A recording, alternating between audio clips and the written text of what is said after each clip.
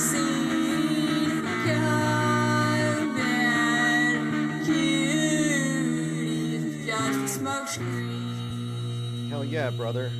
I just saw Hulk Hogan right there. The end of COVID cooties. Juxtaposed against, I think, the Twin Towers in the back and a bunch of real cute COVIDs. We had a bunch of COVID memes at the time. And this was an act of iconoclasm. The idea here is they brought out this new God construct, a devil construct, a devil the atheists would believe in, with the concept of sin that they would also believe in as well, talking about COVID and the virus and the pandemic as being sort of this part of the aspects of what I talk about is how the modern paradigm is based on older religious paradigms, and the virus is a new sin construct. So when they provided the image of the COVID ball, it was this intimidating, it actually looked like a globe covered in little mushroom clouds. And it was just kind of ominous, like an idol. And people would kneel before it, cower before it, like they do before the mushroom cloud. It's the new mushroom cloud. And so we deliberately defaced it by putting emoji faces on it. And it did take the power out of it. Okay, let's see. 33 people in chat, so we are officially lodge open, joined by Austin 108, Thomas Hughes, Diana South, Jessica Lynn says, I have a picture of penguins hanging in my house one my kids made years ago. Awesome. Lots of penguin art here. People have sent me a lot of penguin art and sculptures and coffee mugs, in addition to other penguin paraphernalia. I think I even have a penguin snow cap. Doesn't snow in New Mexico. I'll wear it when the fallout begins. When is that supposed to happen? We're waiting for the nuke. And I'm kind of leaning towards November the 3rd for a few reasons, which we'll get into. And it all ties into the Turner Diaries. And I kind of want to talk about the Turner Diaries a little bit because the author, his name is Dr. William Luther Pierce, is an interesting character. And I was listening to one of his talks about Haiti. Someone had uploaded it in light of the recent rumors about Haitian immigrants eating cats and then Trump talking about it hilariously during the debate and all these memes. But, it's just a psyop. However, this William Pierce talking about it is somewhat significant because he describes what he believes is going to be a bloodbath in the future. And I'm sure the projection date is long since passed. That would be similar to this Haitian slave rebellion, but here in America. So he's really the progenitor of this race war, white genocide paradigm. But this is what motivated Timothy McVeigh, same author. So I'm looking into this author, and I brought this up before, and it cannot be a coincidence. He is the author of the book that inspired McVeigh and largely the far right, as far as like what they call the domestic violent extremist wing of the Republican Party, far right.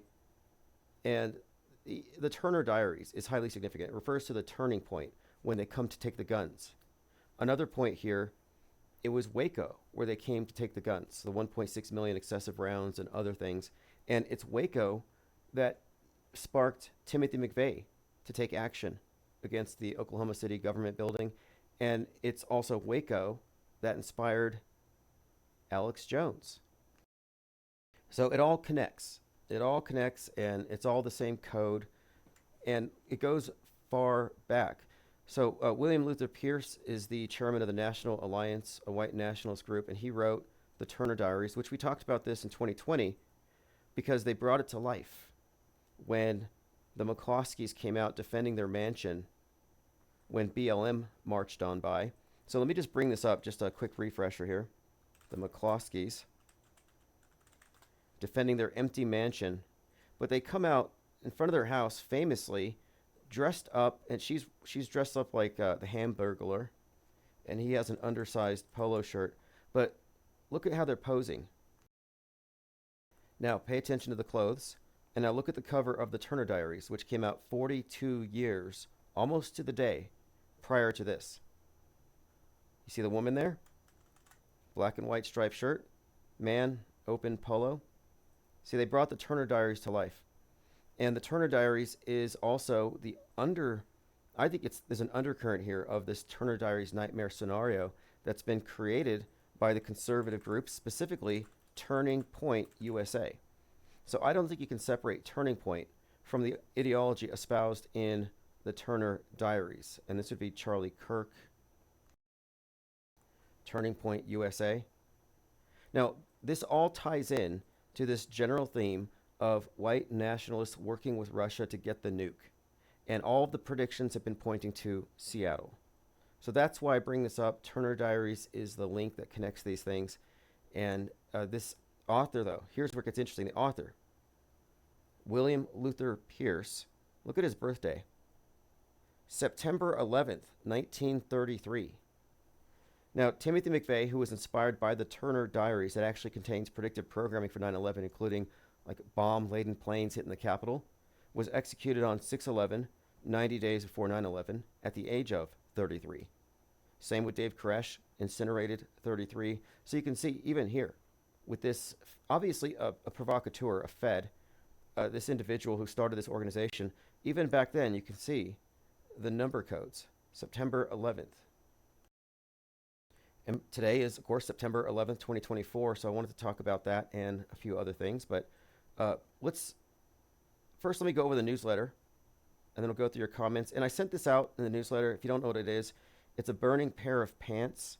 And I was trying to get the AI to put it upside down against a skyline, but it wouldn't let me have giant burning pants against the skyline.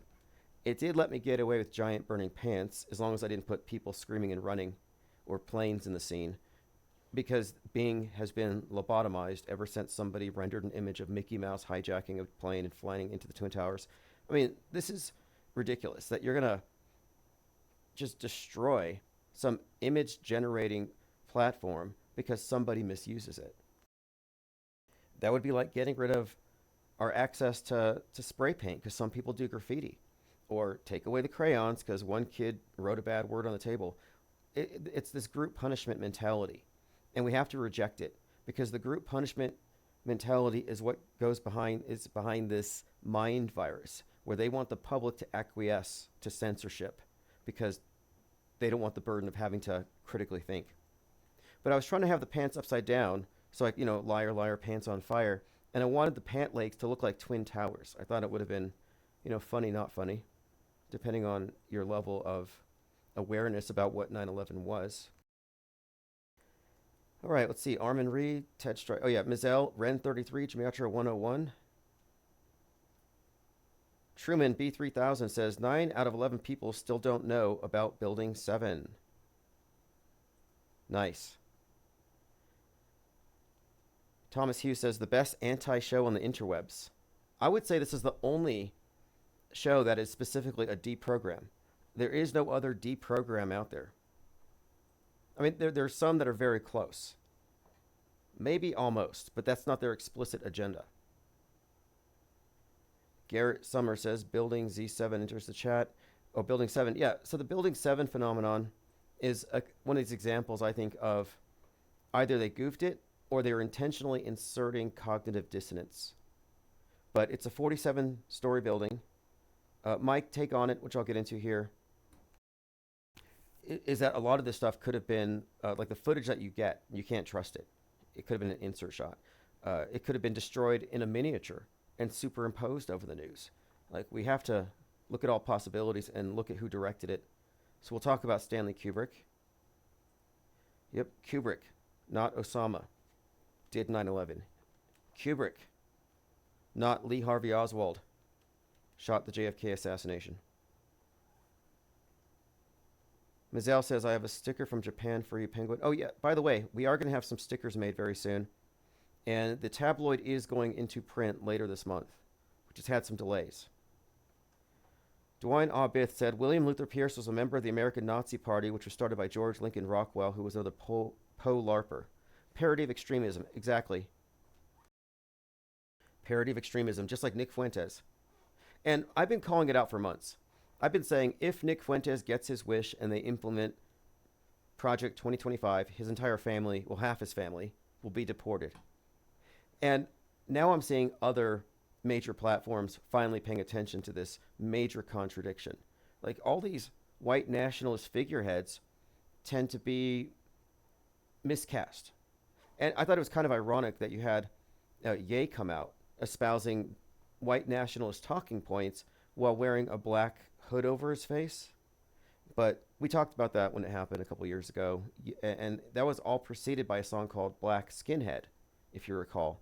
All of it is provocateur, psyops that are driven by agent provocateurs. So it's provocateured memes. But they have this way of doing things, I've noticed, where they make everything somewhat incongruent. Like Daily Wire, when they still had Candace Owen. It's like they obviously put her there to say things that, if said from a white male, would be perceived as racist and sexist. So they give themselves cover. It's a very sophisticated mind game they play here. Diana South says, thank you for watching the debate so I didn't have to. Everyone's saying that Harris won, but if you go by sound bites and laugh lines, Trump won. That whole thing, and he delivered this with all seriousness when he's talking about, and I actually have it on tweet here, I can probably pull it up, where he's like, they're eating dogs or eating cats, and he's getting laughed at, and he's like, I saw it on TV. Like, he literally said that. I saw it on TV. Yeah, I'm pretty sure I have that bookmark, so we'll get to it. Quay said, I'd like to make a batch of stickers for the IPS. I have all the materials. Sure, I want to get some images uploaded to Sticker Mule. Sticker Mule has a great collection of stickers. I've seen a lot. Thomas Hughes says, like the Ruby Ridge pullover. Yeah, we're going to talk about that too. Let's talk about the Ruby Ridge pullover as well. So it's been a couple of days, but I've been very active, even though we haven't been live. And I have been talking about the psyops of the day. In fact, I've been writing about them. So if you follow me at timosmond.blog, or even the main website, you'll get these links. Diana South says, the Hamburglar and McCheese. Mayor McCheese, talking about the McCloskeys. Yeah, and the McCloskeys were following around Kyle Rittenhouse for a bit. And they ran for office. And every time they gave these little speeches, they would come dressed just like this. They would wear this as a garb. It was like their whole gimmick, their whole shtick. And they're pointing guns at BLM marching down the street. Peaceful protesters. And even if they weren't peaceful protesters, let's say they were violent, like the January 6ers, you still can't go out on your front lawn and point guns at people. That's not how self-defense works. But this is all just a caricature, obviously. It's a hilarious satire.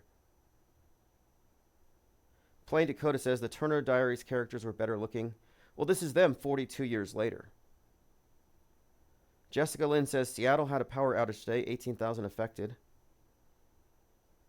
Everyone remember the crisis actor biker guy from 9/11 delivering his script to the MSM camera, says Truman B3000. Yeah. And, we could go back, if you want to reminisce, you got to listen to the very first episode of the Sean Hannity show. He starts his show on 9/11. What does that say? They threw some agent behind the mic. And on that day, the tone wasn't set. You know how it became somber, and we had the tragic events of 9/11. Every day after that, people would say, in light of the tragic events of 9/11, blah, blah, blah. Because everything was somber and tragic and dark and doomy and uncertain.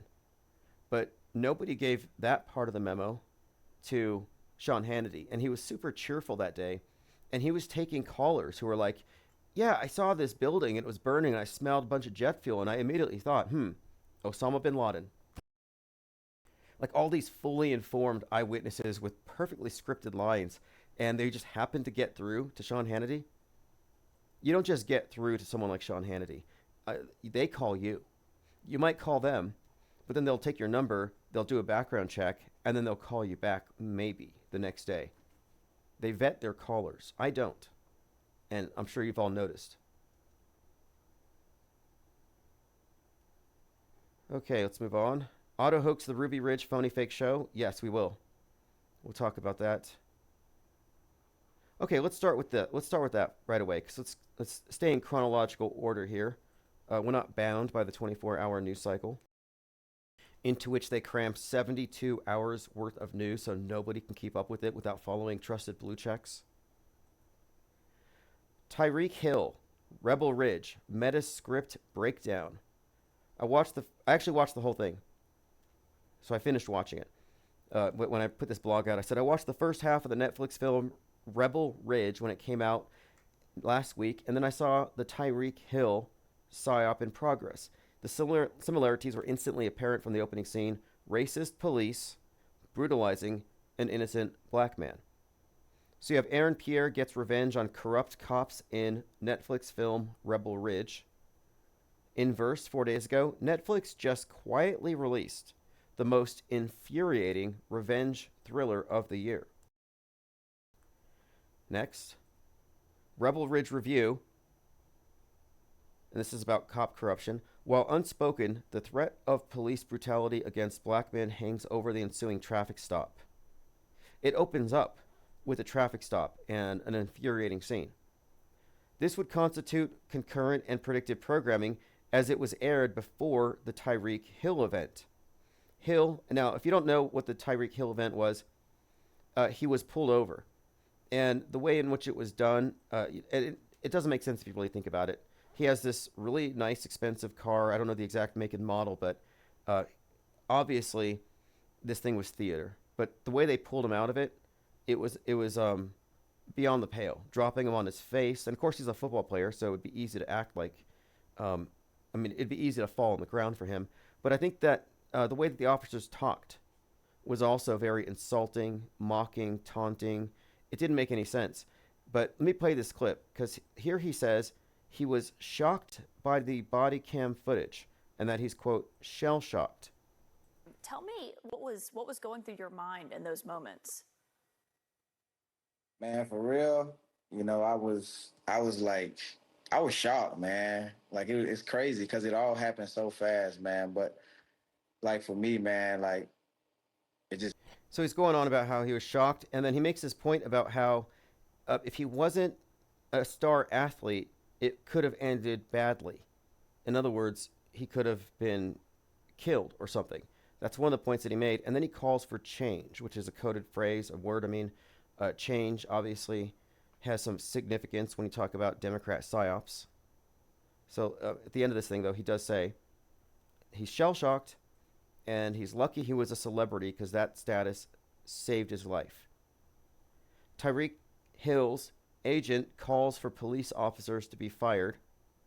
Daily Beast: Tyreek Hill shell-shocked after watching brutal body cam video of his detainment. And while he's being detained, he complains about his knee. He said he had some surgery. Now, this is before you see him do a touchdown pass and then pantomime being handcuffed on the field.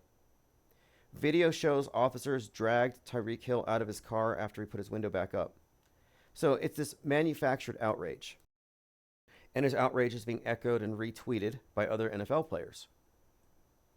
Additionally, and this is where, well, first of all, this scene happens right after Rebel Ridge. So there's already the coincidence, the eerie coincidence, as the MSM would say. I would call this concurrent programming or even predictive, because it's pretty much the same time. You're watching Netflix, you see this thing happen, then you turn on the news, you see this thing happen, it's the same thing. So I'm suggesting that this is a psyop, because it gets the conversation out there. And I haven't done any searches, but I was going to do a search today for Rebel Ridge and Tyreek Hill and see if any mainstream sources have made this connection. Rebel Ridge star praises Netflix for exposing the injustice of civil asset forfeiture. Rebel Ridge, okay, we'll see. But there's quite a lot here. And then Tyreek Hill's wild Sunday in Miami, from handcuffs to the end zone.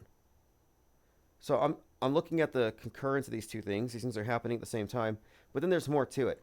And the reason I looked into this closer is the name Tyree. Because last year we were talking about the significance of the name Tyre or Tyre, or Tyree Nichols. So last year Tyree Nichols was beaten and then died in custody.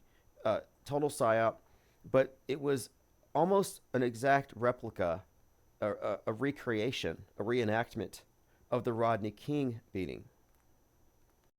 So wait, it looks like Rodney King, and then you have Dr. Martin Luther King's daughter show up at the protests. And then they have a eulogy delivered by Al Sharpton at Mason Temple, where MLK Jr. gave his final sermon before he was assassinated the next day. So you got a lot of King thrown in here. Rodney King, MLK Jr., that is, and then his daughter. So we're noticing this stuff. But the name is significant here for a few reasons. You have the Phoenician king, Hiram of Tyre, and then you have who works for King Solomon, and then you have his architect, Hiram Abiff, the Masonic martyr. So every time we're looking at this death resurrection symbolism, the head wound stuff, and the subsequent resurrection, it always tends to point back to the fundamental initiation / resurrection ritual of the Masonic lore and their whole story. It's about Hiram Abiff. Like, we often talk about Biff Tannen. I call Trump Hiram Abiff Tannen for this reason. But he's the Masonic martyr. Now, this martyr movement, and we're talking about BLM again, starting with this police brutality narrative and how it's fomented this entire movement around it. It's a martyr movement, a martyr cult in many ways. So Trayvon Martin is the first martyr in this cult who kicked it off. And so the name Trey and it's all code is what I'm suggesting here. And I've noticed this Tyre, like Tyree Nichols or Trayvon. And as you'll see, it's a consistent pattern. But it was Trayvon Martin's death that precipitated the BLM movement. Jamie Foxx was the face of this, if you recall. And at the time, he was in Django Unchained, which I'll talk about here in a moment. But last year, Jamie Foxx was in the news because he had seemingly died on a movie set. And then he was resurrected. And then shortly after, there were rumors that Jamie Foxx had been cloned. Well, after he dispelled those rumors by saying he wasn't a clone, a movie came out called They Cloned Tyrone. So the significance here, Tyrone, Tyr, this repeated name, Tyre, and They Cloned Tyrone also contains the idea of someone dying, coming back to life. That's another resurrection theme. Further connections, Django Unchained, which ties into the Turner Diary in a way, because you have Nat Turner, the rebellion. And I think the Turner Diaries is kind of a similar, but it's the inverse. It's a white uprising. But Django Unchained was a couple of things about this, actually. Supposedly, Ye came up with the idea for Django Unchained, and it was stolen by Fox and Tarantino. That aside, Django is a slave taking revenge. And as that movie is in the theaters, right when it comes out, you have Christopher Dorner. Now, this ties into the bigger picture here. Christopher Dorner was a cop. He said the LAPD was racist. He was, how old was Christopher Dorner? If you know, just put it in the chat. So Christopher Dorner goes on a killing spree, killing other cops because he can't get promoted because he's facing systemic racism. Well, eventually, Christopher Dorner ends up in a cabin in the woods where he's incinerated. So like Dave Koresh, he's another 33-year-old Burning Man. You have that whole repeated theme here, but they incinerate him. Yeah, he was 33. Let's Go, Dinah South, GCF. Awesome. So what do we have here? Black cop taking revenge against racist police department. Now, in this movie, Rebel Ridge, while this character is going after the police department, he's also somewhat making an ally with a black police officer who herself is a victim of systemic racism and isn't promoted because she's not part of the club. They make that very clear. It's part of the subtext where she's almost an ally for a moment. They have a common interest and she recognizes it. That they have a common interest against the police because they're black. So this is part of the theme with Django, with the Christopher Dorner, that is a connection here through Jamie Foxx and They Cloned Tyrone. It's just a recurring body of symbols and names. So the idea here is this name Tyree is a reference to the martyr, the Masonic martyr. And this is all very consistent with the general collection of symbols and themes going even up to the more recent as we've been talking about Derek Chauvin, George Floyd.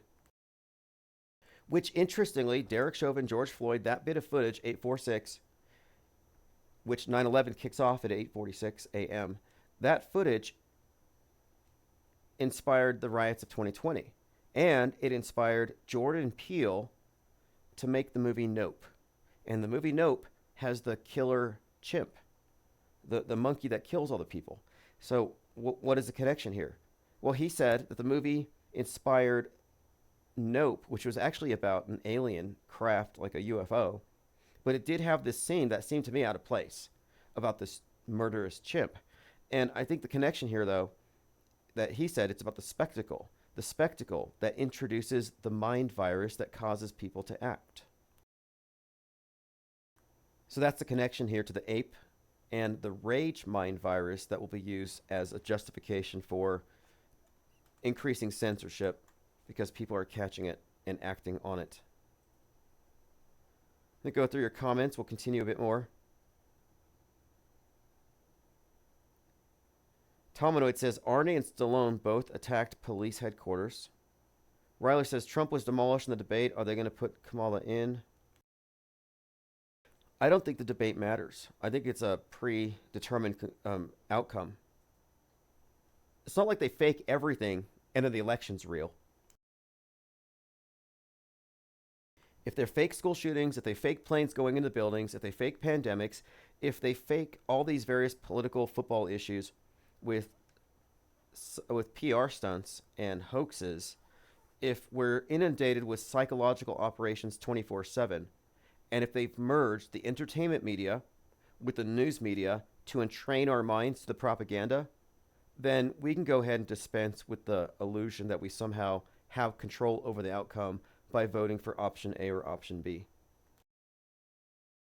And they're not going to put something in there to appease anybody or because they have to, because we have power and that they're somehow answerable to us.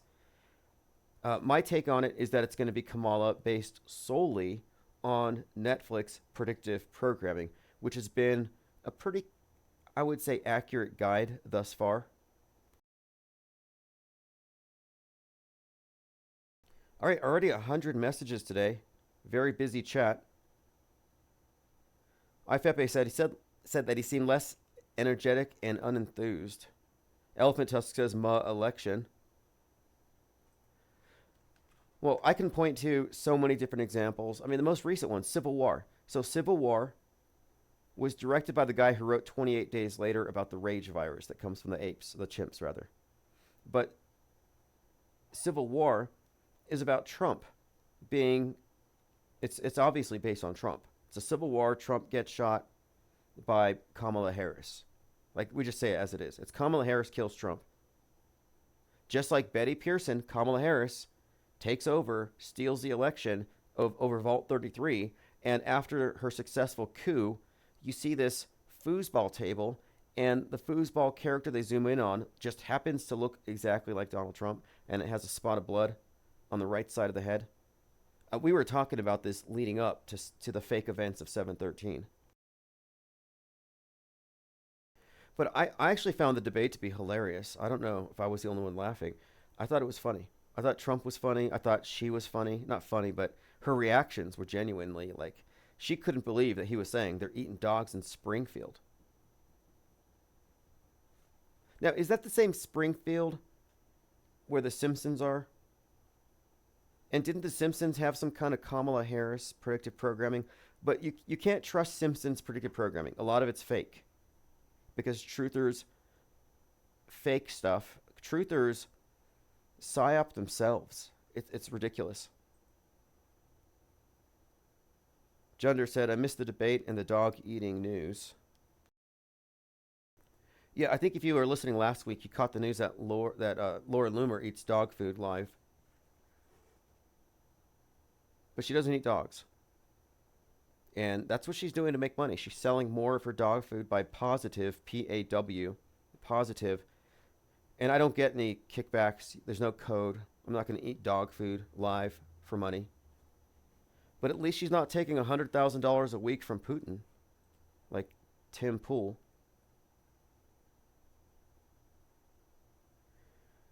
Okay, now, he did say, and I'll get to these clips, he did say, I saw it on TV. I mean, I'm going to have to use that. That is such a great defense. I saw it on TV. I'll scroll down. And by the way, we almost had a 9/11 jumper, but thankfully, singer John Bon Jovi, and this was in Nashville, Tennessee, stopped her. He happened to be filming a music video on a bridge, and a 62-year-old woman tried to jump over the rail, and he goes up and he saves her. Again, this is totally not a PR stunt, totally not fake. I believe it's true. Supposedly, according to this, he persuaded her to come off the ledge. I don't know if this has any deeper significance other than 9/11 and some kind of feel-good psyop. By the way, CNN fact checkers, they have counted the number of lies or falsehoods each person presented. Kamala, 1. Trump, 33. Yep, Donald Trump made 33 false claims.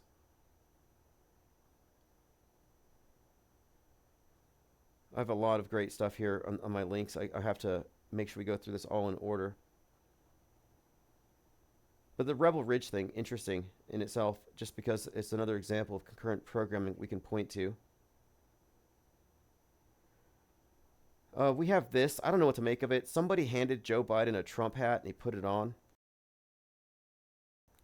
And so what is this? Joe Biden wearing a Trump hat. Just if you haven't seen it, totally gone.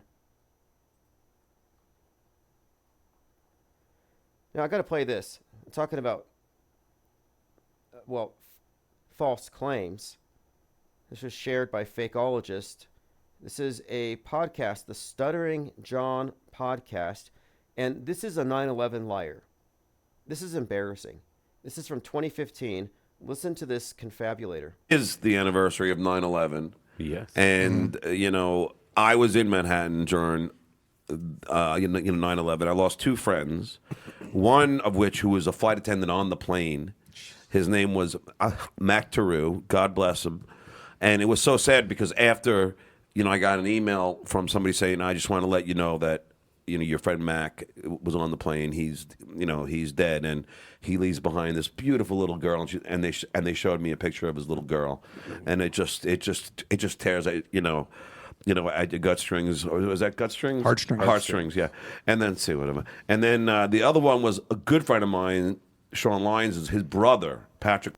So this guy's claiming to know two people who died on 9/11. And it's coming back to haunt him. This is 2018. I've known a few 9/11 liars. A few. And I put an end to it by asking for details. It never works when you ask for details. The whole thing just falls apart. I put out a newsletter today, State of the Plane. And the artwork here is the bottomless pit at the base of the One World Trade Tower. Very biblical scene there. It's all interesting. Ground Zero. You have the Stanley Kubrick monolith. Think about it. You got the Stanley Kubrick monolith, the Hilton Hotel, overlooking Ground Zero. They communicate the predictive programming, the storytelling, the meta-scripted story, the way they paint our zeitgeist. It's communicated through architecture, through movies, books, literature, memes. But architecture is a huge part of it. So the One World Trade Tower obviously has a lot of significance. Opened 13 years after the twins went down on an 11/3. It's 1,776 feet high. Looks like a big syringe, which is probably not a coincidence. 1776 is a reference to the building of the Tower of Babel. 1776 AL, the Masonic calendar, their history. Not 1776 AD, which is when the Illuminati was founded, or America, or rather both. But then you have the memorial pit where last year, if you recall, a 33-year-old nearly fell into the reflection pool. And I think the reflection pool is a reference to Revelation 9/11. It's the bottomless pit. A man was arrested in New York on Monday accused of jumping into the 9/11 reflecting pool. The man, 33, injured his leg. Now, I think there's a great deal of significance to the injured leg. And I think it actually ties in to kneeling. as in taking a knee. I think there's a deeper significance to it. As a doctor? We talked about that last year. But the image that I generated for today's newsletter has the bottomless pit with an angel coming out. And it has a UFO descending. It has an EMP pulse lighting up the sky, planes falling down, and then the One World Tower in the back. So if you subscribe to the newsletter, you get this artwork free. So today's the anniversary of the biggest psyop spectacle of our lives so far. We'll discuss its significance and what it means according to the different perspectives one can take from within the mainstream mediated world view. The prevailing view is that it happened, although the hows and whys are debatable. As an informed skeptic, my starting point is fake until proven real. We consistently observe the poorly executed psyops perpetrated by the propagandists performing magic tricks for the masses. Yet the skeptic's perspective is instantly discarded. And why wouldn't it be so? The massified mind, the perfectly conditioned true believer in mass media, exited skepticism when the ubiquitous screen became the arbiter of real or fake in their minds. And by the way, the screen is what Stanley Kubrick was referencing with the monolith. Like 9/11 was a movie. It was a movie projected into the news, onto the collective psyche as a real event. And they merged the two. They merged the movie screen with the news screen, the real and the fake, the dreaming world with the waking world. And that's what 2001 actually represents, 2 into 1. The zeros, you can think of those as the sun and the moon. As they have the monolith with the eclipse over it, it represents the merging of the solar, the lunar, the subconscious and conscious, the movie and real. So the process that we all go through, it's unavoidable. We're all programmed to be believers. We're trained on, more or less through conditioning and habit and tradition, we're trained to just believe that the screen has, whatever's on there has been vetted. Like, we don't have skepticism programmed into our analysis, except in a very partisan way. Like, the other side's news is fake, my news is real. But it's not true skepticism. So if you believe that some people have died, your argument stems from information that was filtered and contextualized by the movie magic enhanced version of events. And this movie magic enhanced version of events was provided by government controlled media. So if you're still of the belief that there were people who died in some capacity, you have to at least be honest with yourself to say, well, my source is government controlled psyop media. The statement, I believe people died, is not the equivalent of I know people died. They're two different things. And I wouldn't say that. I would say, I don't believe anybody died in the 9/11/01 terror attacks because evidence indicates these were simulated as part of a global psychological warfare attack to effect a mass paradigm shift, tighten world view control, and maintain the balance of power between the mediated masses and the power elite.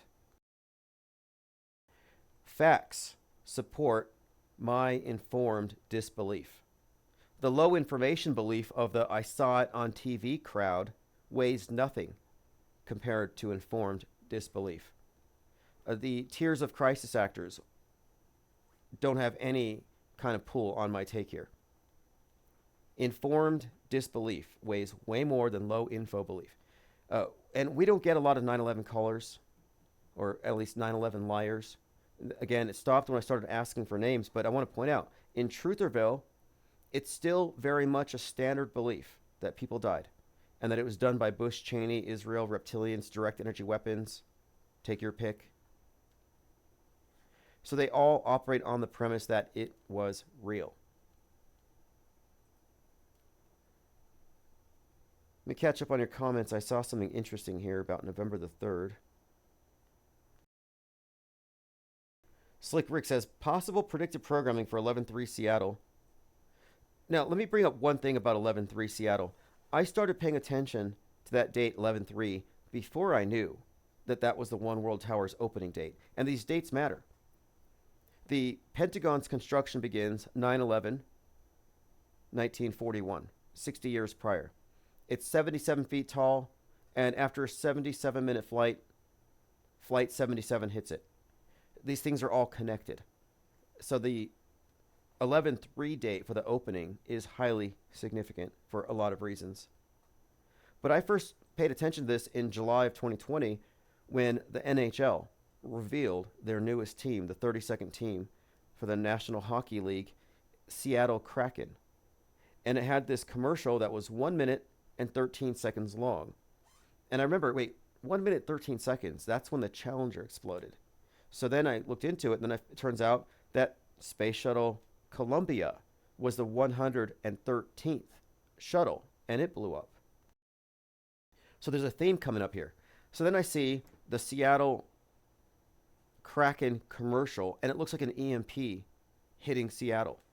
And it has this image of a Kraken embracing the Space Needle as part of the anchor. All this ties into the huge body of symbolism connecting the right wing to the northwest, to Seattle specifically, and some kind of EMP nuke attack. That's when I started paying attention to it. Slick Rick says, watch the Seahawks-Ravens game on 11/3. Will do. Truman says, is it possible Alec Baldwin is deep faking as Trump? That's an interesting question. I would say it's highly significant that he played Trump on SNL. The twinning is highly significant. He shot a guy. Look at Alec Baldwin's victims. So he goes on the shooting spree. He kills a woman who's 42, Helena Hutchins, who is from the place where Hunt for Red October takes place, about a nuke in a submarine. So you have that again, Kraken theme built into it, because he's in the movie Hunt for Red October. Then here he is shooting the other guy, Joel Souza, whose birthday is 6/14, Trump's birthday. And then he gets away with it. Alec Baldwin has the trials dropped. He gets away with it. He gets away with shooting somebody 2 days before Trump gets, or it was the day of. It's right about the same time Trump gets shot, and then Trump gets off as well. So Trump gets away from how many felonies? 34? Just as Alec Baldwin, who's a twin of Trump in this programming context, gets away with it. And it made me remember that Trump had said that he could go onto Fifth Avenue, take out a gun, and shoot somebody and get away with it. I remember that statement back then was just showing how brash he is and how, in a way, there's this kind of a parallel. He got away with murder. Alec Baldwin got away with murder. So there's some kind of a story being told there with this parallel and all these characters who twin as Trump. We talk about Robert De Niro, who's been a part of this. Ryler5 says, one thing for sure, those towers could not have been controlled demo. It would have caused major damage and could have flooded the whole city. No, those towers were taken down in a controlled demolition. That's the only way they could have been taken down. What you saw on TV was an augmented virtual reality experience, augmented reality experience, where they dress, like, for example, you see these reporters talking about, oh, there's a hurricane here. And they're leaning over 45 degrees. And they're like up to their waist in water, it looks like. But then you see somebody in the background just walking their dog standing up vertically. Like, they fake stuff. They enhance what happens. So for the most part, these psyops take place behind closed doors, so you don't really see it. You see people outside. You see hundreds of police cars and lights. That's your only visual evidence that something happened behind closed doors. But most psyops are closed movie sets. Since this one was done in full view of the public, they had to perform some physical acts. There had to be a real magic trick. There had to be something there. So obviously there's a controlled demolition involved. And the fact that this event had predictive programming going back decades means that they had decades to plan it. You have the brightest minds on the planet, the best directors, government mind control globally, all involved in this operation. Like, it's not a stretch to say it was simply a run-of-the-mill controlled demo. No space lasers, no tactical nukes, nothing special. Just special effects. Same thing with the moon landing, special effects. People are like, there's a secret space program. That's why they faked the moon landing. No. Science didn't get us to the moon, special effects did. Similarly, with 9/11, special effects made it look like it was more than just a controlled demo.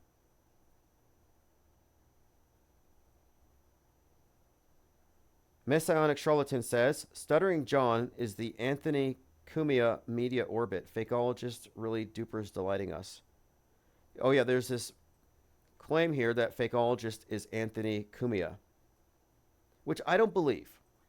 I don't believe. I mean, I can hear some similarity, but I think it's because they're both Canadian.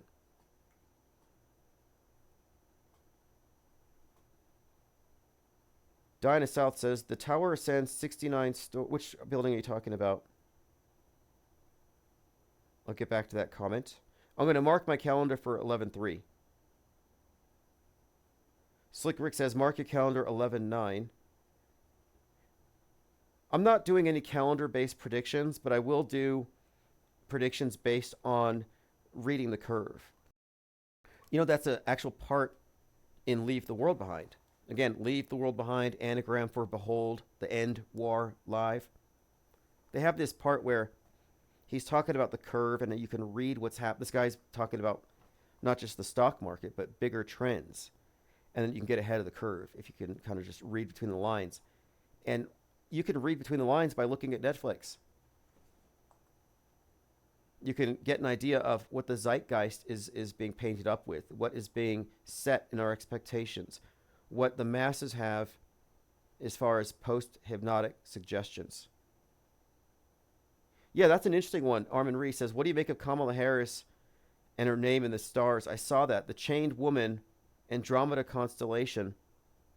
I'll see if I can pull that up. It's in our Gilded, right?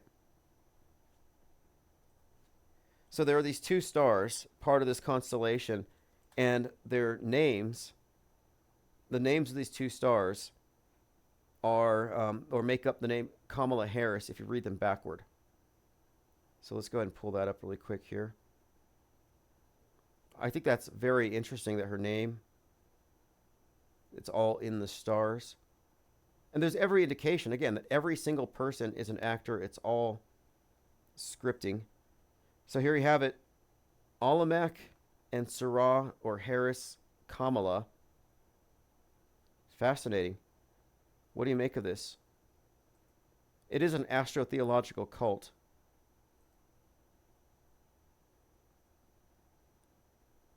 Ryler05 says the NHL predicts everything.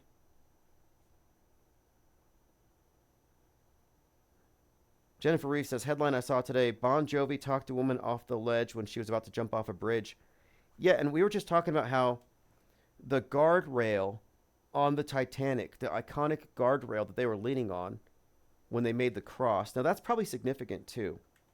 He says, I'm the king of the world. We're talking about Leonardo DiCaprio. Okay, this is interesting. He says, I'm the king of the world, and he puts his arms out. And this is James Cameron. So there has to be some kind of deeper significance to this now that I think about it. He's forming a cross, but he's that famous guardrail on the Titanic that he's leaning against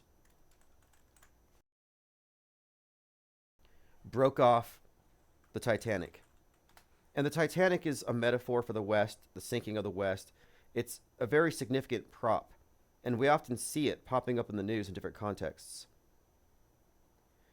Well, yesterday, Carnival cruise ship hits ice in Alaska. It's Titanic moment. But yeah, they checked it out, and apparently its guardrail broke. And then recently, Trump was in the news using the Titanic theme song at his MAGA rally, and he caught some flack from Celine Dion. New photograph reveals decay of Titanic and collapse of its iconic railing. The ship's iconic bow has broken off. Says the scene is from 1997 movie where Jack has his king of the world moment and held Rose. Okay, see Rose, there you have it. So he's making the cross, Jack, and then Rose. The Rosicrucian, Rose cross. The rose is the goddess, cross is the god. This is basic the Rosicrucian, Masonic, or even, I guess you would just call this alchemical symbolism. So there is some deeper significance here. Not surprising at all. We'll have to dig into this a little deeper. But the rose thing, very, very significant. I'll go back to this. So many examples I can point to. But in fact, recently we were just talking about the Coma White video where Marilyn Manson plays JFK as the second coming of Christ who dies. And Jackie Kennedy is played by Rose McGowan.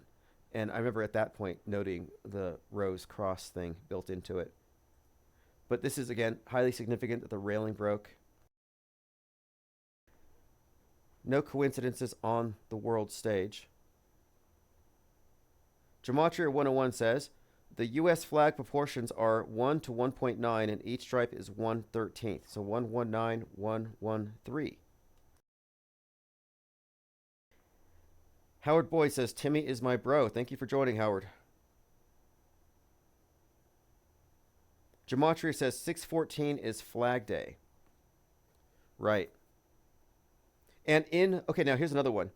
In the more recent movie, Don't Look Up, starring Leonardo DiCaprio, it's the Earth getting hit by a comet. So it's the Earth as Titanic. It's the same metaphor. And the comet is ice. It's a big iceberg hitting the Earth because we're driven by capitalistic greed. So the Earth is being destroyed by climate change. It's all metaphor. So the iceberg is just the symbol of this thing that we're all ignoring at the expense of Gaia, the Earth, our collective survival. So they put Leonardo DiCaprio as the face of that movie for that reason. But interestingly, and this is the movie Don't Look Up, it says that the iceberg is going to hit the Earth, the comet is going to hit the Earth in 6 months and 14 days. A comet poses the ultimate threat to life on Earth. It strikes in 6 months and 14 days. Everything will be destroyed. So again, that's Trump's birthday. He was born 6/14, 1946 during a blood moon eclipse, part of the culmination of the Babylon working invocation of the Antichrist with Jack Parsons, American counterpart of Aleister Crowley, L. Ron Hubbard, and movie star Marjorie Cameron.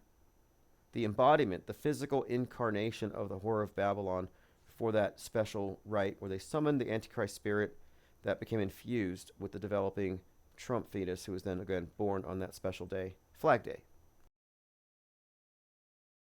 Truman B3000 says, time for bed, but I'll leave IPS on in the background to complete my evening deprogramming. Awesome work, Tim and the think tank. Yeah, I don't want to alarm you, but even though it's deprogramming, if you're subconsciously taking it in, it might actually be programming you. So, I mean, you can trust us. We're not going to lead you astray. Violet Pengon says, the Rams play Seahawks in Seattle on 11/3/2024. Rams was used before 2/22/2022. We predicted they would be involved in war. At the Super Bowl with Ukraine colors, they won on Sunday like Black Sunday. Okay, yeah, there's definitely something to that. And, of course, Rams colors, the blue and the gold, fascinating. Definitely interesting here. And, yes, sports are a huge part of the programming. Just as big as movies and video games and comics and books and sitcoms. Tom3 says, Alec Baldwin in Mission Impossible Fallout gun scene. Okay, I'll take a look at that.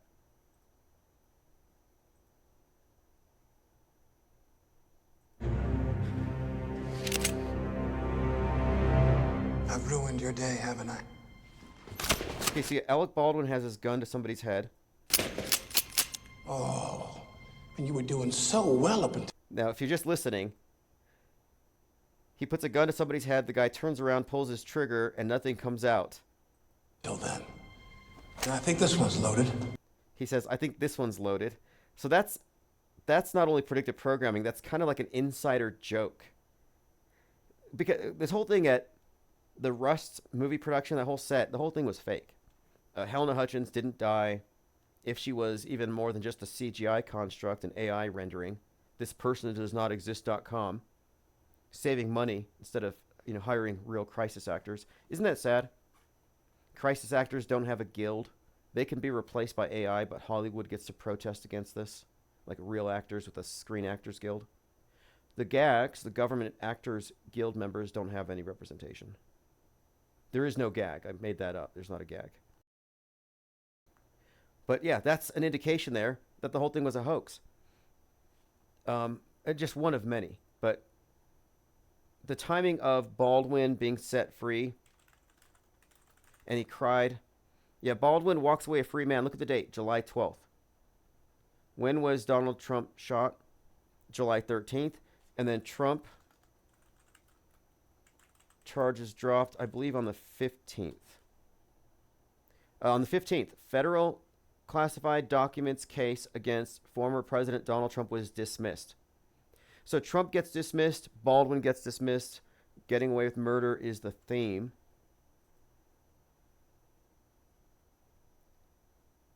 Ryler says, you can't take towers that big down. Yeah, you can. It happened.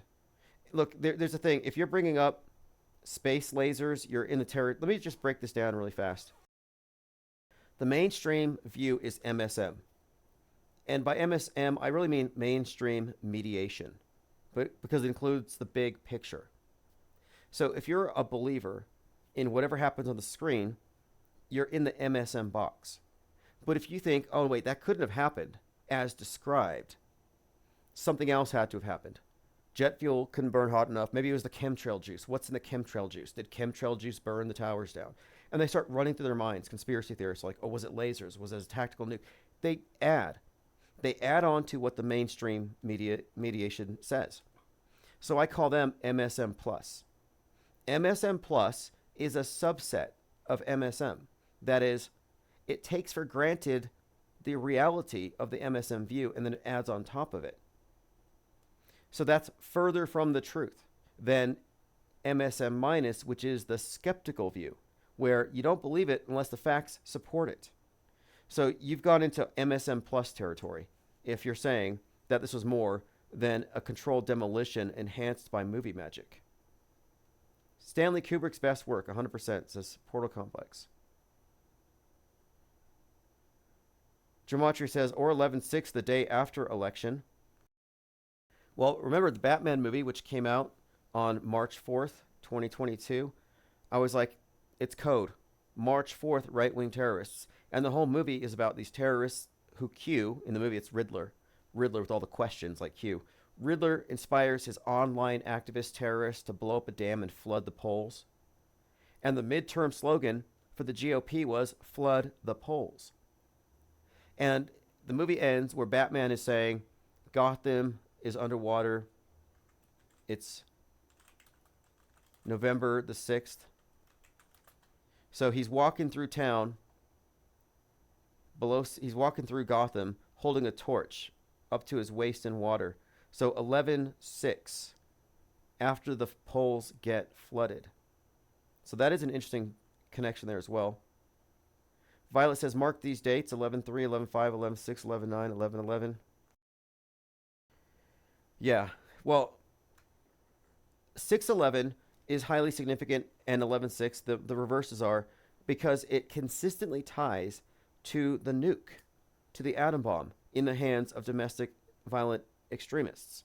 Even the movie Oppenheimer, he's wearing the badge, K6, 11/6. The film is an IMAX film, and we're talking again, Christopher Nolan, the Nolan brothers, Jonathan Nolan, Fallout, Westworld. But the Oppenheimer is about, of course, the destroyer of worlds, which is a reference to Revelation 9/11, Apollyon, Abaddon, the destroyer. But Oppenheimer was an IMAX film that was 11 miles long. Look, the Oppenheimer film reel weighs 600 pounds and is 11 miles long. So the 11/6 code is all over this thing. And 11/6 or 6/11. And 6/11 was the date that Timothy McVeigh was executed at 33. Timothy McVeigh, inspired by Waco. Trump kicks off his campaign in Waco. A couple nights after Netflix releases Waco American Apocalypse, and they cite the 1.6 million rounds that triggered the response from the ATF. January 6th, 1/6. Dominion getting a lawsuit against Fox, 1.6 billion. So the 1.616, these are all codes that continually reference this insurrection thing. Not to mention the 11/6 event or the 6/11 event, this whatever's coming. The Turner Diaries come to life.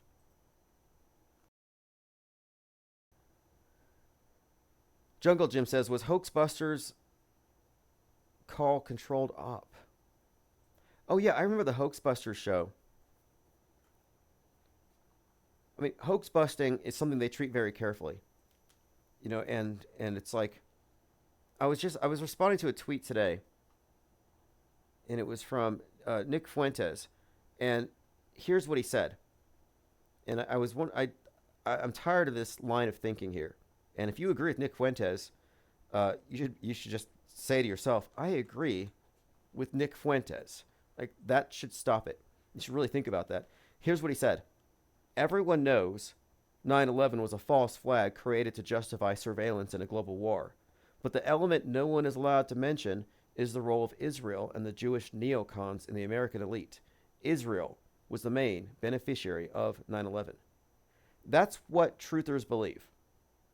That's at the core of it. That's what they end up believing.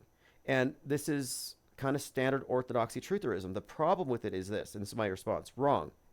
The thing we can't talk about is the entire thing was a simulation presented as real, a deep fake. 9/11 was a deep fake. The Jewish scapegoat is a red herring that feds like you wave around. So if you're following Nick Fuentes, that's on you. But I'm saying you're following either a Fed or somebody who's just been utterly duped by federal provocateurs. The whole thing's a psyop. So there's no reason to say, I know who did it, or to be mad about it. Like, what did they do? Again, if nobody died, then what are you so mad about? And if you really follow the logic here, and if nobody died, then who tricked who? Like, who's being tricked here? Is American media tricking everybody else? No. Just like with the space program, there's ubiquitous global agreement. It is monolithic. That's why the symbol of the monolith is so appropriate here. It's monolithic, but they don't want you to know, so they give you red herrings so you can run circles, just follow these guys around, give them money, time and attention, and you get played. Portal says, bro, Lucky Larry was able to bypass asbestos removal. See, that's what I'm talking about. All these little planted narratives are planted there. So the news media gives the official story, and they're like, no, some people are too smart for mainstream, so they're going to do their own research. So what do? They give you the research materials, but they put it on these banned websites. So on this banned website, it says this guy who's Jewish got money from 9/11, and these Israelis were dancing. They want you to carry those, quote, red pills.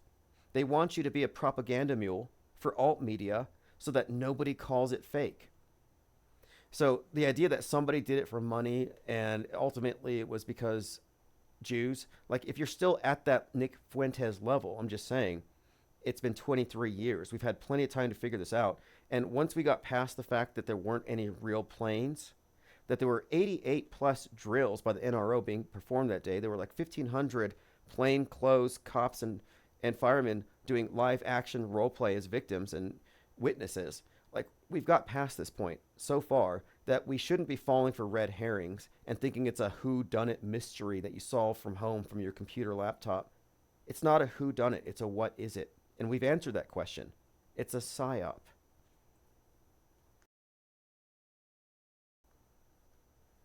Pengu33 says, True Lies, that movie had nuke detonation, James Cameron. Oh, okay. True Lies, I'll have to look at that one. Yeah, any narrative that gets you to say that's why they took down the towers is a fake narrative. As fake as any manifesto. Oh, that's why he shot all those people, the manifesto. No, that's a movie prop. Don't fall for the movie props, the planted narratives. And if your starting point is somebody did it, then every story that follows is contained within the MSM box or MSM plus if you're not satisfied with MSM. My perspective is MSM minus. I subtract from what they present on the screen that which does not comport to reality. The map is not the territory.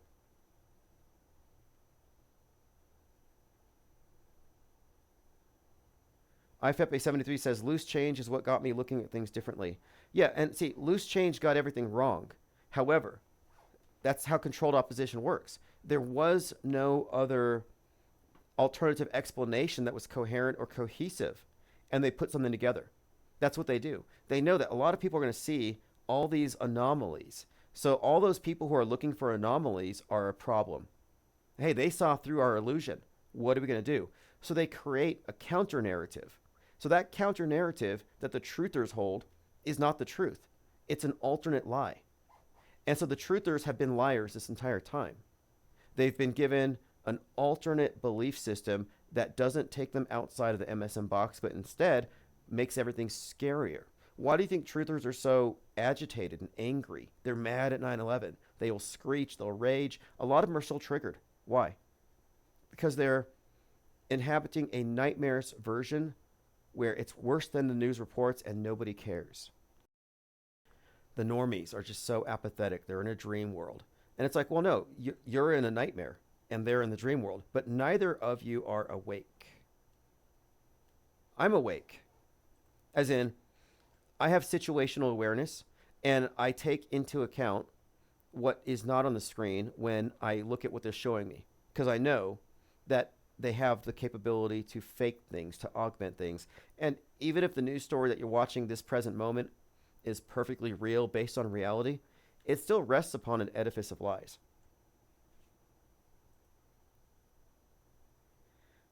Dwayne Obith says, there's no reason to be angry about 9/11 unless they're angry at themselves for being duped. Oh, yeah. And I rarely have people trying to, cling to the old myth anymore. So let me go ahead and move on to this next article. So that was the newsletter. I'd gone through the 9/11, my point about how you may believe people died, but you don't know. So we're going to talk about Tyreek Hill, Rebel Ridge. We kind of brought that up. Missing cats in Ohio, psyop. We'll get to that. 9/11 is a contemporary myth. And now here's something too, the scapegoats. I'm glad somebody brought up, well, we got that Nick Fuentes perspective up here, because the scapegoats that you choose are what they, I think, primarily bring these events out for. They need you to choose your scapegoat and to divide or to take a side accordingly. So who do you blame for 9/11? Choose your scapegoat. Who do you blame for the weather becoming erratic? Choose your scapegoat. If you're on the left, it's climate change. If you're on the right, it's geoengineering. Or God, because he's mad at liberals. That's kind of how it falls in with 9/11. If you're a mainstreamer, it was done by obviously radical Islamic terrorists, but if you're mainstream leaning left, it's because of what America did.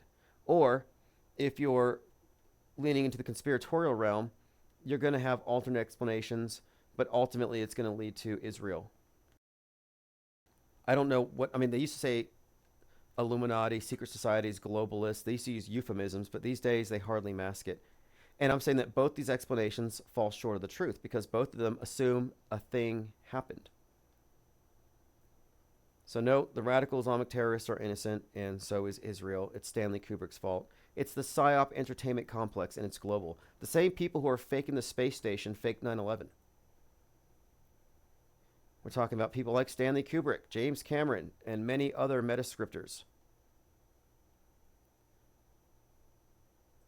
Next, let's talk about evidence over ideology, facts over feeling. This is a quote by Mark Twain. Whenever you find yourself on the side of the majority, it's time to pause and reflect. So truthers are not a minority. A trutherism is actually just the opposite of wokeism. So it is a majority position. I mean, it's like a major chunk of the political landscape. So they're not even edgy or cutting edge or fringe, really. And they've been grafted onto the GOP. Why do you think Trutherville is centered around Trump worship? It really is. Like Trump, the deep state, QAnon. I mean, it's pretty much corrupt.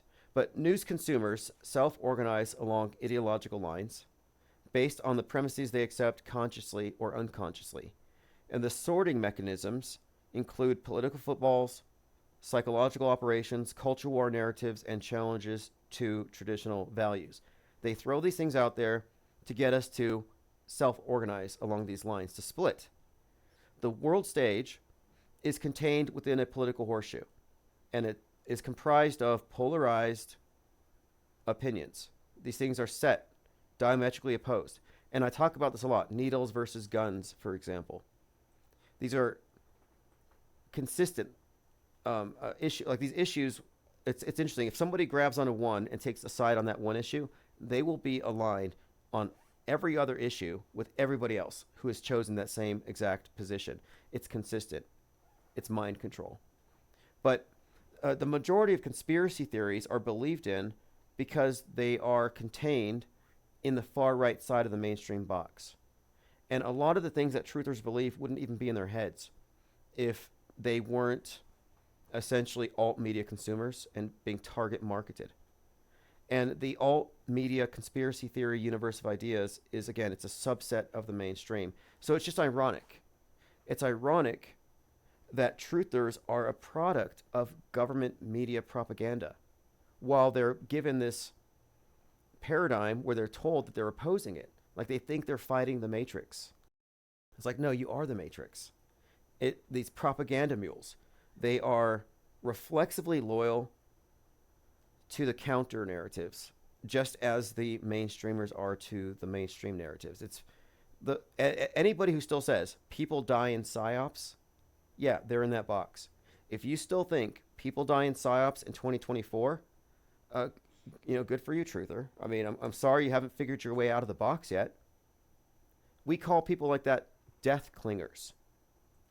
Death clingers. People must have died. Some people must have died. They can't let that go. Or if they're outraged. Like when I say there were no jumpers, no dead jumpers on 9/11. Some people say that goes too far. I agree there were no planes. The Pentagon thing was a missile.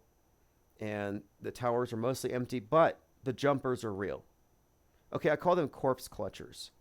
Like clutching pearls. Like they're outraged that we would suggest these things are faked. And then you have the it's realers. Like there were some people when it came to the Trump getting his ear pierced by an AR-15. Oh, it's real. It's real.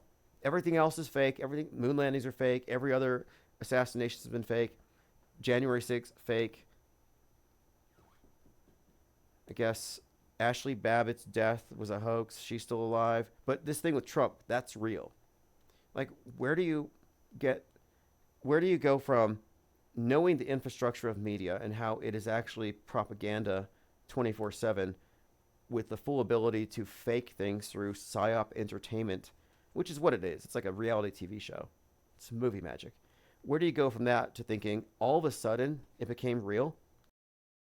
The idea that Trump would even be a target for assassination is a joke.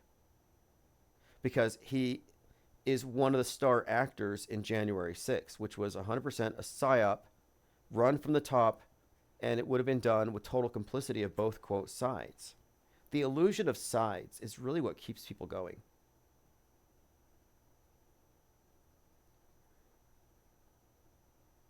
Going back to your comments. Oh, hey, good comment. IFEPE says, someone correct me if I'm wrong, but didn't we do this with the Chinese back in the day? They're eating the cats and dogs. Yeah, last year, and it was during the dog days of summer, and I think the year before that, it was all about Chinese eating dogs and cats, and now it's the Haitians.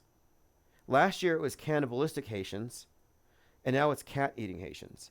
And I mentioned this the other day. It's incongruent. How can you be worried about cannibal Haitians one year and then cat-eating ones the next year? I'm like, why don't we deal with the cannibals first, and then we'll deal with the cats? And I wouldn't be surprised if there's a lot of overlap. Like you get rid of all the cannibal Haitians, and you probably got rid of all the cat killers. But how do you just go from, it's like there's an order of, like the order of magnitudes of difference between cannibals and cat killers. And it's kind of similar how in 2016, QAnon and MAGA was all about save the children from the adrenochrome junkies, from the adrenochrome vampires, save the children from the Satanists and the satanic rituals and the human sacrifices. It went from that to save the children from drag queen story hour.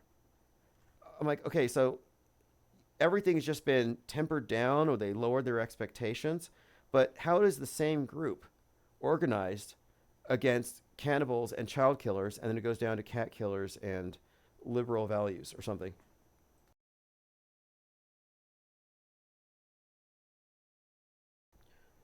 But good observation. Everything just seems so recycled. It's so green. They recycle everything, even the propaganda. So again, the main point is this: evidence over ideology, facts over feelings. The informed non-believer has facts on their side. I have facts on my side. When I say something's fake, I have reasons. You say it's real, you have feelings. And maybe even lies. But you have feelings. I feel like it was real. I cried. It hurt my feelings. I saw it on the screen. I saw it on TV, and I emoted with everybody else. Okay, you have feelings. But the facts don't support the narrative, the story, and they haven't ever since. But the production value is so terrible. And we're film critics principally here. We're not paranoid conspiracy theorists. We're film critics. And their special effects are so terrible, and they have been for a long time, and we've been commenting on it, but they're so bad that anybody paying attention sees through it. They bank on people paying half-assed attention. That's why they cram 72 hours worth of news into every 24-hour news cycle, and there are more streaming shows and movies on Netflix and Amazon and Apple TV that you could watch. Even if you had it on 24/7, you couldn't keep up with it all. They want it like that. They want you to be inundated so that you don't pay attention too much.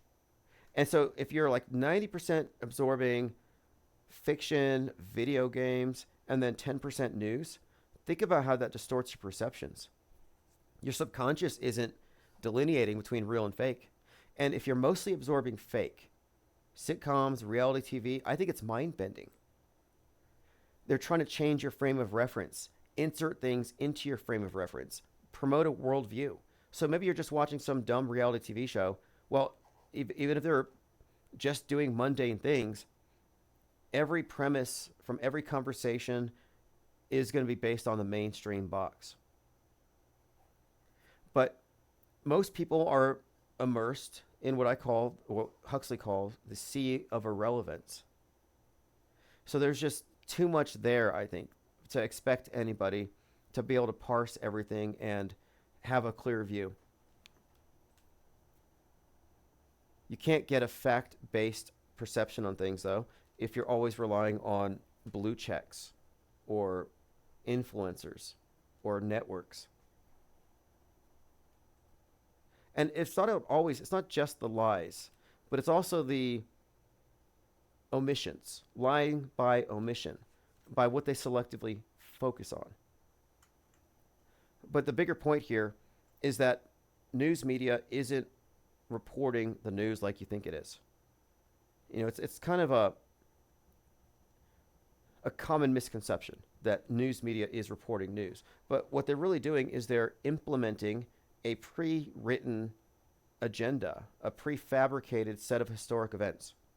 So when you're talking about a 9/11 and you're like, oh, this is a tragic event or this was a terror attack, if you still think it was a terror attack, you're still living in the movie.